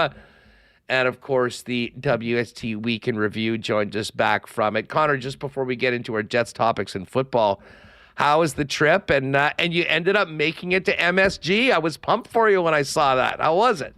Yeah, that was a very cool experience. The trip was awesome. If anyone in chat has ever been to New York over this time of year, it's almost like you need a vacation from the vacation. There's so many people. You're doing so much. So at the end of every day, I'm exhausted because we're walking everywhere, seeing so many things, but it's so much fun. And the Rangers game was awesome. The Rangers got the win, which, if you've been following them this year, is pretty rare for them. Few and far in between. Pretty nice to see a win. Yeah, and it was an original 6 matchup. I got tickets pretty last minute for a good price, and my seats were great. MSG was awesome. No complaints. Love it. All right, listen, we've got to get your take on what we've just been talking about. Frank's report got a lot of people chatting in Winnipeg last week. We know what the Jets have. We know what they don't have. We know what Jonathan Toews has done in the past. We know how great he's been at the height. We also know that he's been away for a while, and now he's been healing in India. Where are you at on would it make sense for the Jets to go for it, and what could this bring Winnipeg if he decided that, coming back to his hometown to play with a first-place club might be the perfect landing spot for him to return to the NHL? Yeah, we touched on this very slightly on WST Sunday Live, but the chat's not gonna like it. But I'm not really in on it unless the argument is that Jonathan Toews is an upgrade as your fourth line center over Rasmus Kupari.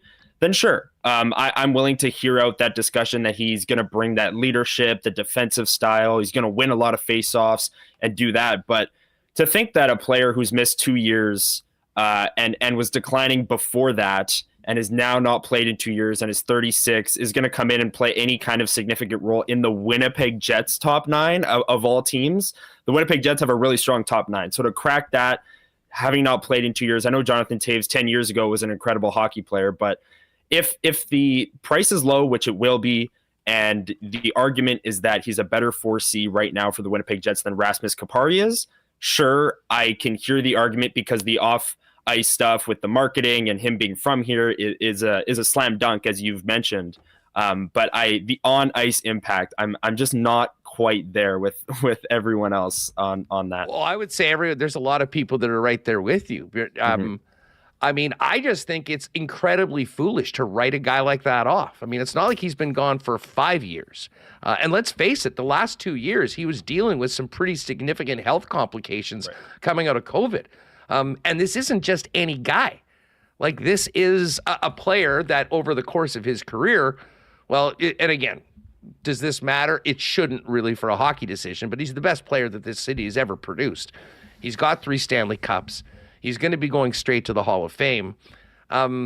we've seen players at 36 years old make very big impacts in and around playoff time before, and certainly guys with far lesser resumes than Taves. I guess the whole thing is, do you think that it is possible to come back from what he's been to and get to it? I really believe that. I don't think he would be even entertaining this if he didn't feel, now whether this is fair or not, that he could, but I mean, even in his last year, Connor, I mean, he was on a 25 goal, about 55 point pace. I mean, if you had that guy, is that not an upgrade on what the Jets have for Vlad Nemetsnikov right now? Never mind the intangibles that he brings to the table, which I think come playoff time is another conversation that it's hard to, hard to jot down. But there is something to it. Yeah, I would say no to that. I really don't. The last couple of years of Jonathan Taves' career with the Chicago Blackhawks, he was on a really bad hockey team, and he was playing top line minutes. He was still making $10.5 million a year, and we've seen how usage can inflate players' stats. Yeah, but hey, I don't know. You can play a lot of minutes, you can play top power play and kind of stumble into a lot of points. I'm not saying Jonathan Taves was bad in stumbling into points, but his possession metrics weren't great the last couple of years. I get he was on a bad team. I just don't see, maybe this is recency bias because Vladislav Nemetsnikov, like Mike said, is clearly playing hurt. I think we can all see that, and hasn't been playing at a good level this last couple of weeks. So maybe that's kind of showing the 2C issue more than is needed at this time. But I just, maybe he's an upgrade over Rasmus Kupari, and that's where I'm at with it. I don't see a scenario in which he's an upgrade over Vladislav Nemetsnikov. I don't. Really? Okay. Well, we will definitely disagree on that. And I don't know if there's anything when we're talking about Taves that I could care less than his possession metrics in his last 2 years on one of the shittiest teams in the National Hockey League. Well, what are we supposed to go off of then? If his possession metrics sucked, he was on a bad team, he was on the top power play and top line with bums, and was at a 25 goal pace. What's Vladislav Nemetsnikov playing at? Like a 15 goal pace, and he's playing with good players? Like, I don't know. And that was 2 years ago, and he hasn't skated, and he's just ramping up. Like, listen, there's a lot of reasons to think that this is anything. Like, I don't want people to take this as a slam dunk, but I will say I think it is insane to write this guy off the way a lot of people are right now. And as I say, it'll be the most intriguing storyline. And not more so here probably because of the makeup of this team right now. But I mean, and the other thing, Reem, and I kind of mentioned this to Mike, and again, this is best case scenario, but this is a guy that comes back all of it says, holy crap, he actually does seem to have something he can give and can help you in that forward group in the top 9, whatever you want to call it. And then you don't have to give up anything to get that. And all of a sudden, what were willing to put forth to help you at the forward position, you can sink into the blue line to make a more significant impact on defense, which, especially after this weekend, I think we realize is very much still at the top of the front burner for Chevy. Oh, yeah. Sorry, go ahead, Remis. No, you go. Well, I was just going to say, we don't know how he's going to be, and I don't know what the Jets' plans are. Like, if that's their only forward they're going to get, then I think you could aim a bit higher, but if he's going to be a guy you can slot in at the bottom 6, absolutely have those conversations, and I think you can make an argument either way saying, you know what, he wasn't 100% healthy in his last year. He's fighting through a lot, and he's had 2 years to get healthy, and maybe those 2 years you don't have as much wear and tear on the body, and he is feeling better. So there's a lot of unknown. There's a lot of speculation going on in this show and in the chat as well. But for a player like that, I think you absolutely have to look into seeing how he's feeling and if he's interested in signing here. The Jets do have holes on the roster.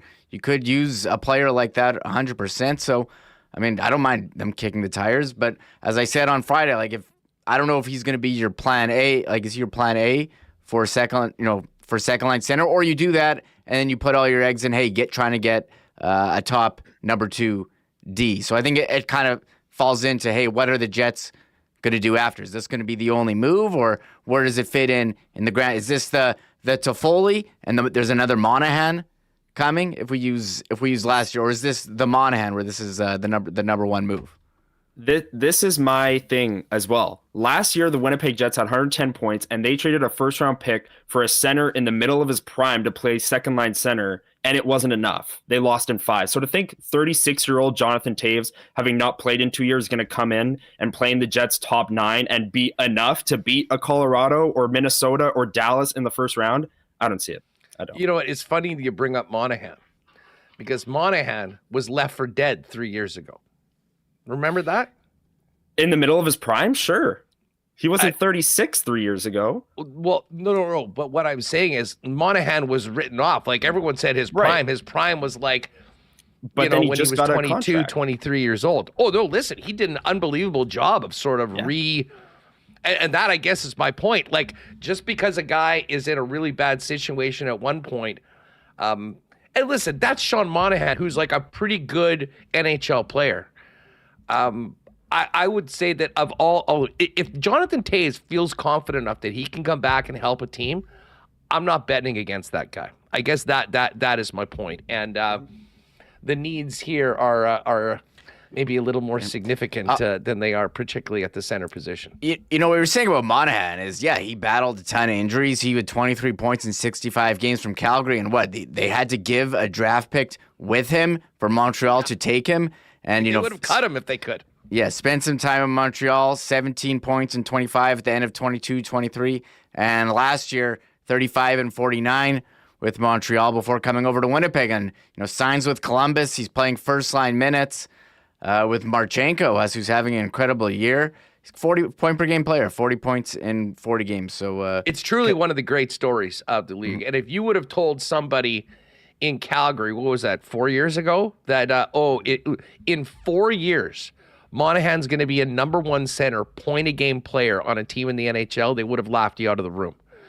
So again, I mean, it just there's a lot of things that can change. I hope though that for Toews' sake, and I kind of believe this. I mean, like if he came back and he was terrible and it was a big disaster, it would sort of tarnish his legacy. One of the great players, in this recent era of NHL history. I mean, you look at the 1,067 games, and another 137 playoff games, 3 cups. There's as I said, and again, just 36. I mean, we're not talking about 39 or 40-year-old player as well. I don't know. I'll tell you what, if he comes back and does well, every player in the league that has a down season or isn't feeling well is going to India for the summer break, and then it's going to come back and trying to make it happen. Let's obviously this conversation isn't going anywhere for a while. Let's get to the National Football League, and man, that was a disappointing night last night for Viking fans. Remis, the NFL knows how to write the script though. 2 14-2 teams playing for the 1 seed on the final day of the regular season. I mean, it doesn't get any more NFL than that. But man, Sammy Darts, after 16 incredible games, sure picked the wrong time to have his biggest dud of the year. That game was very. Listen, if they have a better first quarter, if Sam hits Justin Jefferson on one of those 7 throws or whatever they went to him, we could be having a very different situation. But good on the Lions for stepping up. I mean, that is a team that doesn't care what is thrown at them. They're going out, they're playing to win. And Connor, they did it 15 times this season, finishing at 15-2.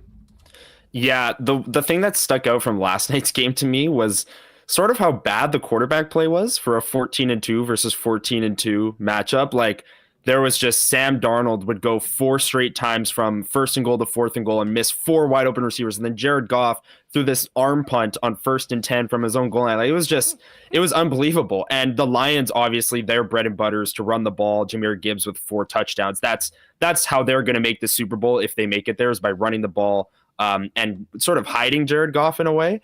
But it's so funny. Goff and Darnold get thrown in MVP conversations because their stats are great, but then in a game like that against 2 great teams, great defenses. I mean, I don't know if the Lions is really that great. Both of them really, really struggled, and the Lions' run game really won them that game. But I had a lot of hype for that game, and it sort of let me down a little bit because it wasn't that close. Let's just say that. Well, I mean, it was very close at halftime, and then you know, to Detroit's credit, Reem, like Jahmyr Gibbs' show just took over, and maybe the most impressive part of that entire win by Detroit, which I think makes them even more legitimate Super Bowl contenders. They are the betting favorite right now at Coolbet. We'll get to that in a minute. But Remis, it was the way their defense played. I mean, the coverage on Justin Jefferson and Addison, that was the biggest shock of the entire operation last night from where I was sitting. Yeah, I was really hyped for this game, you know, on a day where it's week 18, a lot of guys resting. You know, you have Broncos, not to bring up the Chiefs, as Broncos, you know, winning 38-0 against the Chiefs backups, you know, teams out of it. This was like the one game you could count on with two teams that were going to be in the playoffs that had, you know, were actually going to be trying. So for it to be 31-9 with this, I agree with Connor, inept quarterback play. And I was very surprised by the Detroit defense. You've been able to pass on them. The Aiden Hutchinson injury, I thought, you thought it was going to break them. They wouldn't be able to recover from that. But they put so much pressure on Sam Darnold. I felt like I was watching Sam Darnold back on the Jets here. 18 of 41, 166 yards, 0 touchdowns, 0 interceptions. You have to wonder, which guy is going to show up next week against the Rams, where they are favored. And he seemed to be under pressure, was missing receivers, missing Addison, missing Jefferson. You just didn't have, the defense, as you said, shut down these guys. And it was Jahmyr Gibbs, who's able to go, carry the ball, and the acceleration on, I don't know, it was third rushing touchdown there. Incredible just how he sliced through that team. So the Lions picking up where they left off last year in the playoffs when they went to the NFC Championship, and the Vikings, it didn't look good for them, and it might change your perception of Sam Darnold. I know he's had some really good games this year, but that was against a top team,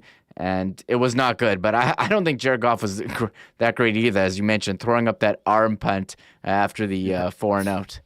Well, you know what? While we're at it, by the way, we'll focus in on the playoffs. There was a couple of interesting results yesterday that certainly affected the draft. How about Jared Mayo winning, costing the Patriots the first overall pick in the draft, moving down to 4?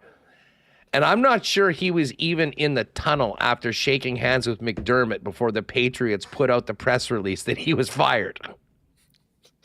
Yeah, like I usually watch the early slate games, then the late slate games, and in between there's some time to maybe go get lunch or go get food or something. Finished watching that Patriots game, and I got the alert on my phone: Patriots fire Gerard Mayo. I don't even think he spoke to the team after. I don't think he even had a press conference. It was just, yep, you're done. And it's funnier because they botched having the first overall pick by winning, which another team did that a few years ago as well. They won in week 18 against a really good team. Like the Patriots beat the Bills. The Bills are a legit team. I know they were playing their backups. But yeah, that was hilarious. That notification came down real quick. So the Titans are on the clock. It's the Titans and the Browns, the Giants, and then the Patriots at the top of the and the funny thing is that, Shedeur Sanders, believe the hype if you want. Cam Ward, two sort of flawed quarterback prospects and not a lot else out there. So not maybe the year to have that early pick if you're looking for a quarterback. Well, listen, while we're at this, let's get over to the Cool Bet lines and look ahead to Super Wild Card Weekend in the National Football League. Okay, all the games are up right now. We start off with the annual Saturday afternoon AFC South special, where the Texans, the winners of the AFC South, get things going with what would be the undercard of everything else. This year, they're playing the Chargers. The Chargers beat the Raiders and were able to leapfrog the Steelers into the 5 seed after Pittsburgh lost by 2 to Cincy on a Saturday, which means the Chargers get the 5 seed and will be playing in Houston, and they are 3-point favorites in this game.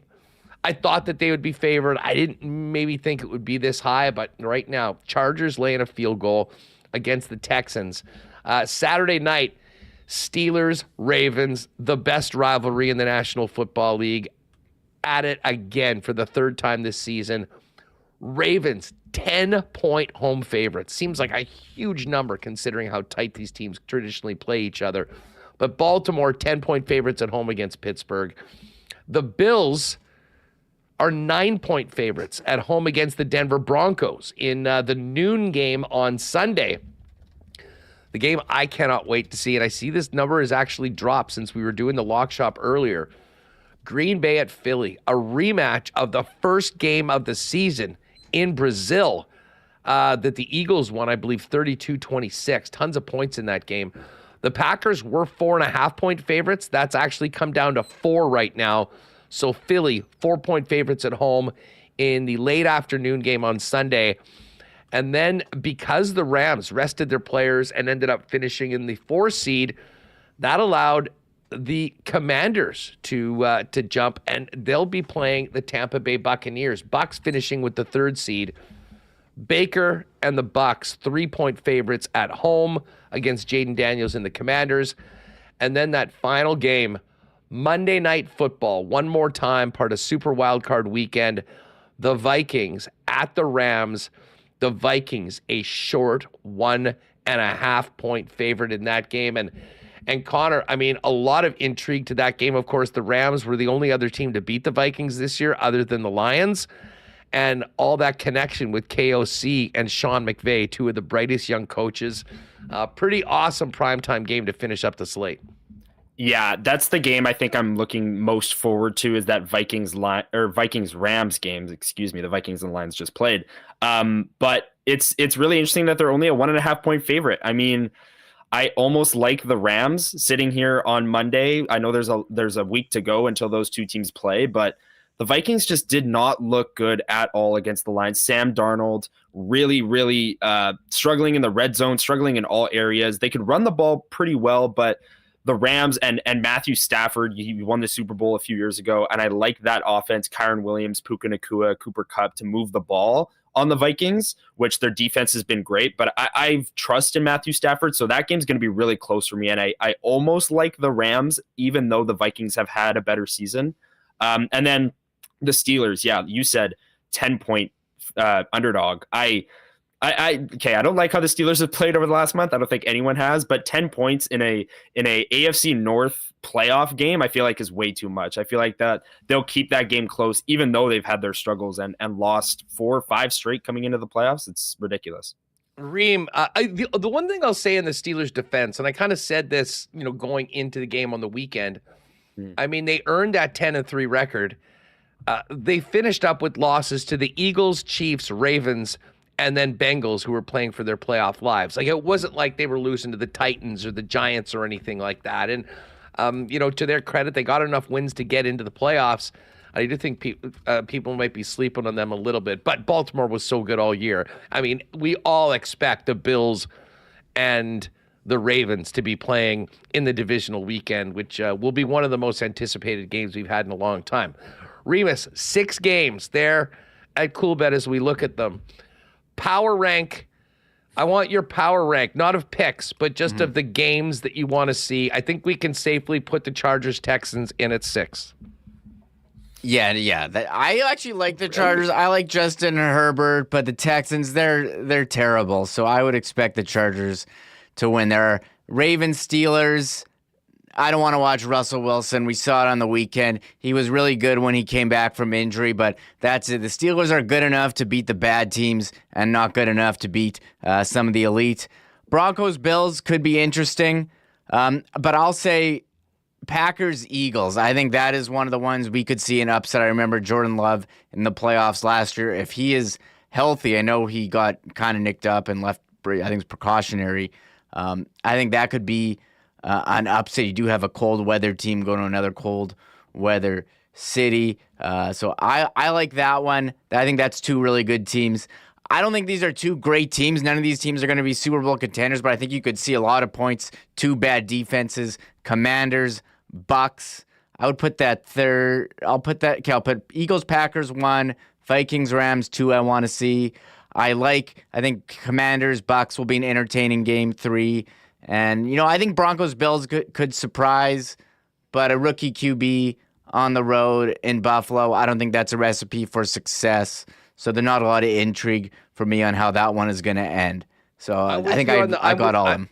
I'm with you on the top two. I cannot wait for Philly Green Bay. You know, I think every Eagle fan was pulling for the Cowboys to win that game yesterday, and so they could play the Commanders for the third straight time, as opposed to taking on a very dangerous Packers team coming in as the 7th seed. And yeah, I'm with Connor. I mean, the Viking-Ram game is so intriguing for so many reasons, you know, especially because the Vikings' reward for losing their 3rd game of the season is playing on the road against one of the 2 teams that beat them all year. And I'll tell you what, do not sell the Tampa Bay Buccaneers short. I do expect them to win this game. But if they end up going to Detroit in round number 2, Detroit will be the favorite, and I would expect them to win. But do not count out Baker and the Bucs. They, of course, beat Detroit in Detroit earlier on this season. And Baker ain't scared. I know that. Here are your Super Bowl odds right now. As we speak, with 18 teams done, 14 teams still holding out hope of racing the Lombardi. The Lions are the betting favorite at Coolbet, plus 315. The Chiefs are plus 330. Bills plus 575. Ravens 6-1. Eagles plus 750. Vikings 15-1. Packers plus 1750. Bucks 30-1. Chargers 35-1. Rams 40-1. Commanders 50. Broncos 70-1. Texans 75-1. And the Pittsburgh Steelers are the longest shot at 80-1. Connor, any argument with the Lions being a slight favorite over the Chiefs and the Bills in third as the favorites right now over at Coolbet? No arguments for me. I do like the Lions as the Super Bowl favorite, which is just a crazy sentence to say out loud, that the Detroit Lions should be the Super Bowl favorite. But funny enough, I might say an even crazier one. If my favorite bet on those teams is the Bills, actually. I like Josh Allen has played out of his mind this year. Their offense looks unstoppable. If this is the year that they can finally defeat the Kansas City Chiefs, I like their odds against. I think they'd be the best opponent for the Detroit Lions, be able to go toe-to-toe, 2 great offenses. There'd be a ton of points. That'd be a super fun Super Bowl to watch. So I'm going to be secretly rooting for the Bills in the AFC. Can the Bills beat the Ravens? Yeah. They got smoked by Baltimore in the regular season this year. Yeah. That'll be a really good game as well. That could be the game of the playoffs, to be honest. I mean, it's kind of the way things are shaping up right now. I really do think, I mean, obviously the championship games, but it seems like the Bills and the Ravens, ever since the Chiefs got that extra win and it looked like they were going to be the team that got the 1 seed, these 2 teams have been on a collision course all year long. And to be honest, it would be a shame if either of those teams lost and we didn't get that game next week. We'll see. Where are you at on Baltimore and the Ravens, Reem? I need to see it happen in the playoffs. So many years Baltimore has this great regular season, Lamar Jackson, and I'll never forget when everyone was like penciling them over the Super Bowl and they lost to the Tennessee Titans. I think that was January 2021. I know it's a couple of years ago. They just haven't got it done in the playoffs in the past. Remember last year when, for whatever reason, they stopped running the ball? I don't think that's going to be a problem for them this year now that they have Derrick Henry. I acknowledge it is a much different team, but I'll take the Bills. I'll take the Bills over them. And I think that's part of the reason why you have the Lions as the favorite. The AFC, you have legitimate contenders in the Chiefs, Bills, Ravens. The Lions just beat the number 2 team in the Vikings. I would imagine they'd be big favorites over the Eagles as well. So how about the Chargers as a long shot at 3,500? They got to play Houston week 1. They got Harbaugh as the coach. I don't mind that. I mean, I don't think it's going to happen, but they've shown flashes. They've shown flashes with Herbert. I really like him, but I think they're a year away from really being that contender. The fact that they're in the spot that they are is a credit to Harbaugh and the amazing work that he's done turning this team around. They got rid of Keenan Allen. They got rid of Mike Williams. They made some big-time cuts and have been going, and they don't really have those skill players yet, although McConkey, as a rookie, has been absolutely phenomenal. But he has sort of been their guy. I mean, Josh Palmer, Quentin Johnson, I mean, those guys have been okay. I will say this, though, as a Chiefs fan. Assuming that the Ravens and the Bills are playing, that'll mean the Chiefs are hosting the winner of that Chargers-Texans game. I fully expect it to be the Chargers, and that is a team that, to be honest, does make me a little nervous. They play Kansas City incredibly tight. They had 2 very, very close games this year, and it is tough to beat a team 3 times in a season, although the Chiefs are in such a good spot, having earned the bye. We know when Andy Reid's off the record is off the bye, so the plan is still to have that AFC Championship game at Arrowhead coming up. Check out coolbet.com. All the lines up for the games on the weekend, as well as Super Bowl, AFC, and NFC odds up right now. While we're talking about it, we've got 4 games tonight in the NHL. The Caps are in Buffalo to take on the Sabres. Washington, a -154 favorite. I would assume this is the Amazon game. Vancouver, Montreal. Habs +110 at home. The Canucks -130.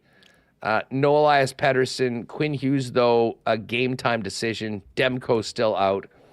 Huge game. And you know what? Pomo can maybe do the Jets fans a bit of a favor tonight by winning in Colorado. Panthers, Avs. Panthers +106. Avalanche -125. And then the New Jersey Devils, who have suddenly lost 4 in a row, including losses to the Ducks and the Kings. Out on the, did they lose to the Sharks too?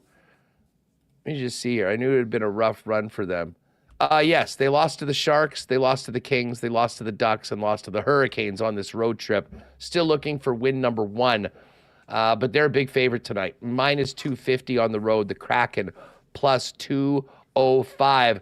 And if you go to the main page, you will see the Lock Shop Partner Parlay. We're cooking up the Caps, the Habs, and the Panthers tonight, all just to win in any fashion. +705 with the boost. So nice work to the fellas over in the Lock Shop Parlay. Connor, what do you think about tomorrow? And answer me this question as well that I asked with Mike. When do we see Eric Comrie next?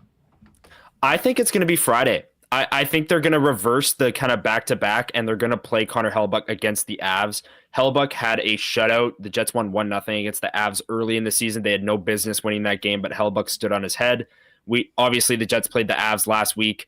Comrie was hardly at fault. I mean, the Jets were in that game 5-2 with 2 empty netters, but I think they flip it, and we see Eric Comrie Friday night against the Kings.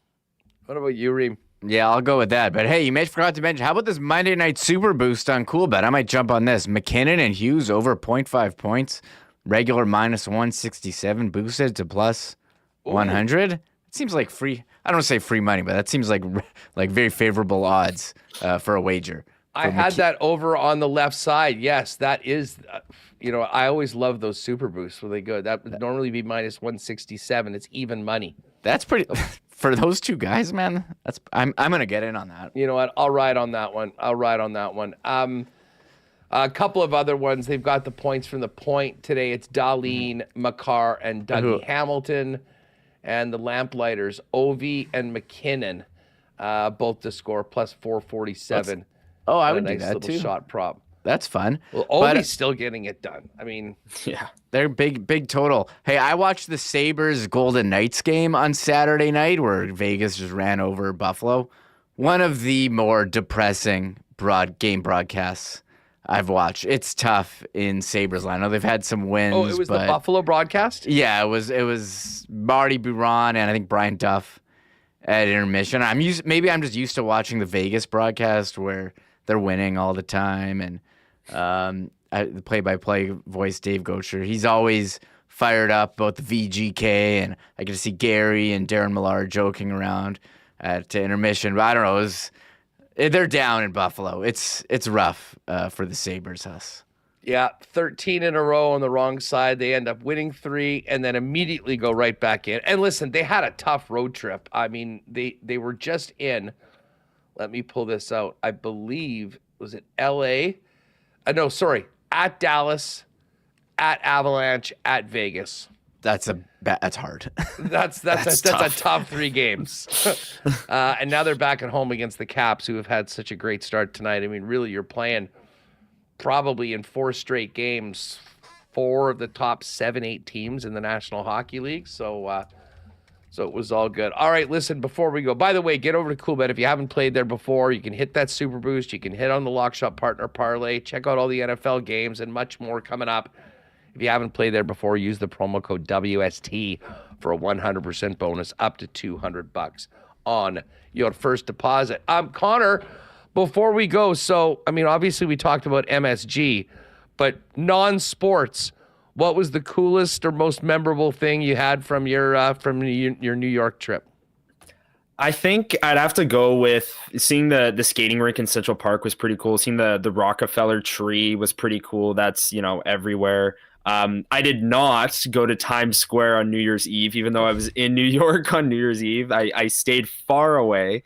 I was just hoping to see you behind Anderson Cooper, trying to get on TV, doing the thing, the John 3:16 sign or something. In the pouring rain. Yeah, no thanks. With 1 million people in a super crowded Times Square, no thank you. But anyways, we went to a bar. It was super fun. And seeing all the sightseeing, like the tree and the skating rink in front of the tree, the Rockefeller tree as well, was super cool. Did you go to any of those what are there, musicals or Broadway shows no. or whatever that is? No, we did not. Have you ever been to New York? But Yeah, I went in 2010. I saw a musical, Rock of Ages, which is actually at Rainbow Stage this summer. You would like it, as it's all 80s. The one with Jack Black? It's all 80s hair metal. They made it into a movie. Yeah, that was a good one for me to see. So I saw that one, and I saw Avenue Q off Broadway. I think you'd like that one too. It was, it's puppets. I don't have a lot of experience with those sort of shows. In fact, I have zero experience with those. Never saw Book of Mormon? No, I know. Is made by.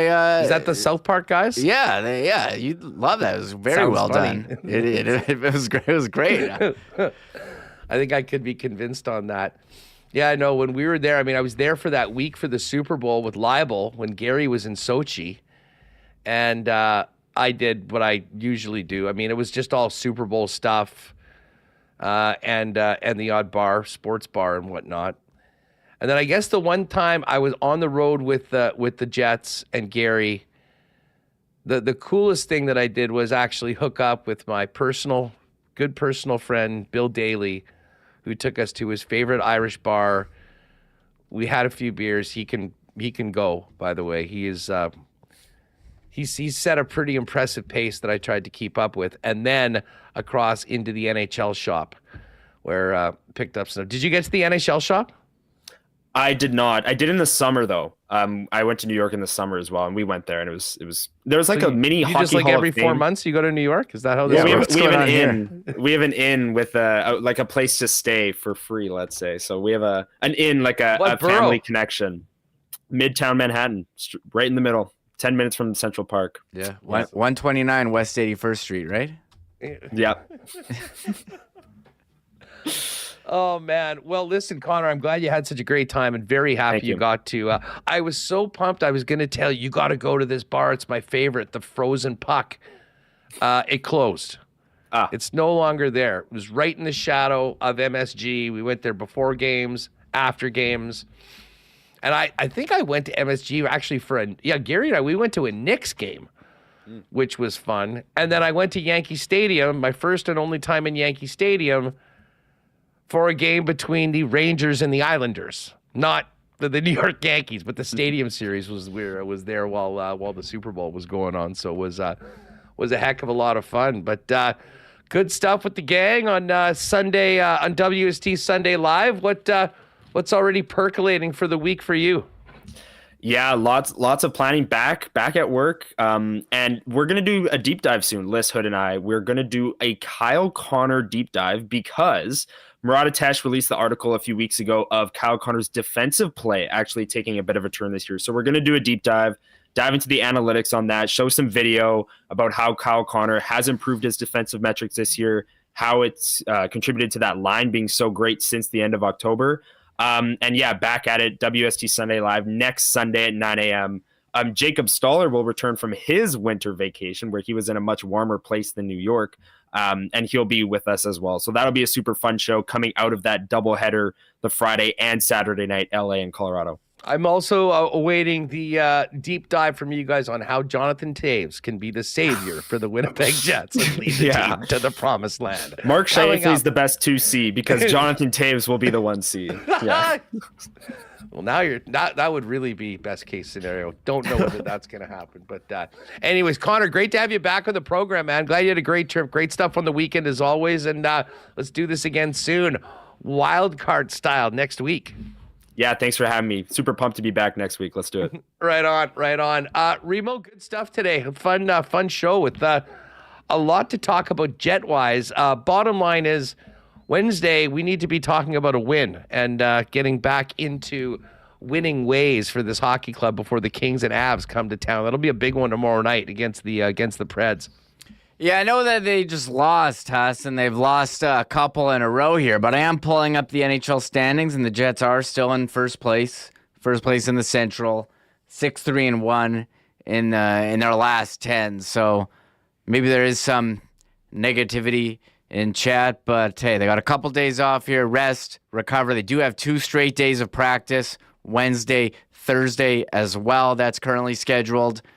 So hopefully we are talking about a win. And Connor Hrabchak's 300th win, as we've been waiting for him to join the exclusive club with 30 other goaltenders, 300 wins, 40 shutouts. Is 500 games part of that club, or is it just the 2? But either way, what an incredible accomplishment. And I started looking at Hrabchak Young Guns. I thought they were a lot cheaper for a guy who's moving up the all-time rankings. We should invest. They're like, you can get them for like $40. Raw. That's ungraded. I thought that was low for what could be an all-time U.S. born goaltender. I guess he's from Famer. Yeah, I thought it was low. So, but I don't know anything about cards though, so I could be wrong. We need to get them now before he wins a third Vezina, and we'll see. We can't exactly. They need to keep winning for us to be banging the heart drum. Mm-hmm. But I will say this: if he is leading the league in wins, shutouts, save percentage, goals against average, minutes played, I don't know how he isn't a front runner for that conversation. But again, got to get back in the win column first before we can keep on pumping the tires on that. That is going to do it for us today. Fun show. Great to have Connor on. Great to have all of you back in the chat. Tomorrow, game day edition. We will get ready for the Jets and Preds. We will see if Max hers wants to come back. He can tell us about their last week away from Winnipeg. They're coming back. It's going to be a little colder, but the Preds have heated up. They've won their last 2 games in a row against the Vancouver Canucks and Calgary Flames. And the Jets will be looking to snap their recent losing streak and get back into the win column before welcoming in LA and Colorado back-to-back on Friday and Saturday. Thanks to Alex Adams, Mike McIntyre, and of course, Connor Hrabchak. If you haven't yet watched the Sunday edition of WST Sunday Live, get over to YouTube, give it a view, leave a comment. They always enjoy that, and we do. And other than that, have a great Monday evening. Stay warm, and we'll look forward to seeing you tomorrow live at 1 p.m. on YouTube for the latest Winnipeg Sports Talk Daily and in your podcast feed in the afternoon with plenty of time to listen to before the game. For Michael and Connor, I'm Andrew Paterson. Have a great one. We'll talk to you tomorrow on WST. Oh, my God! Oh!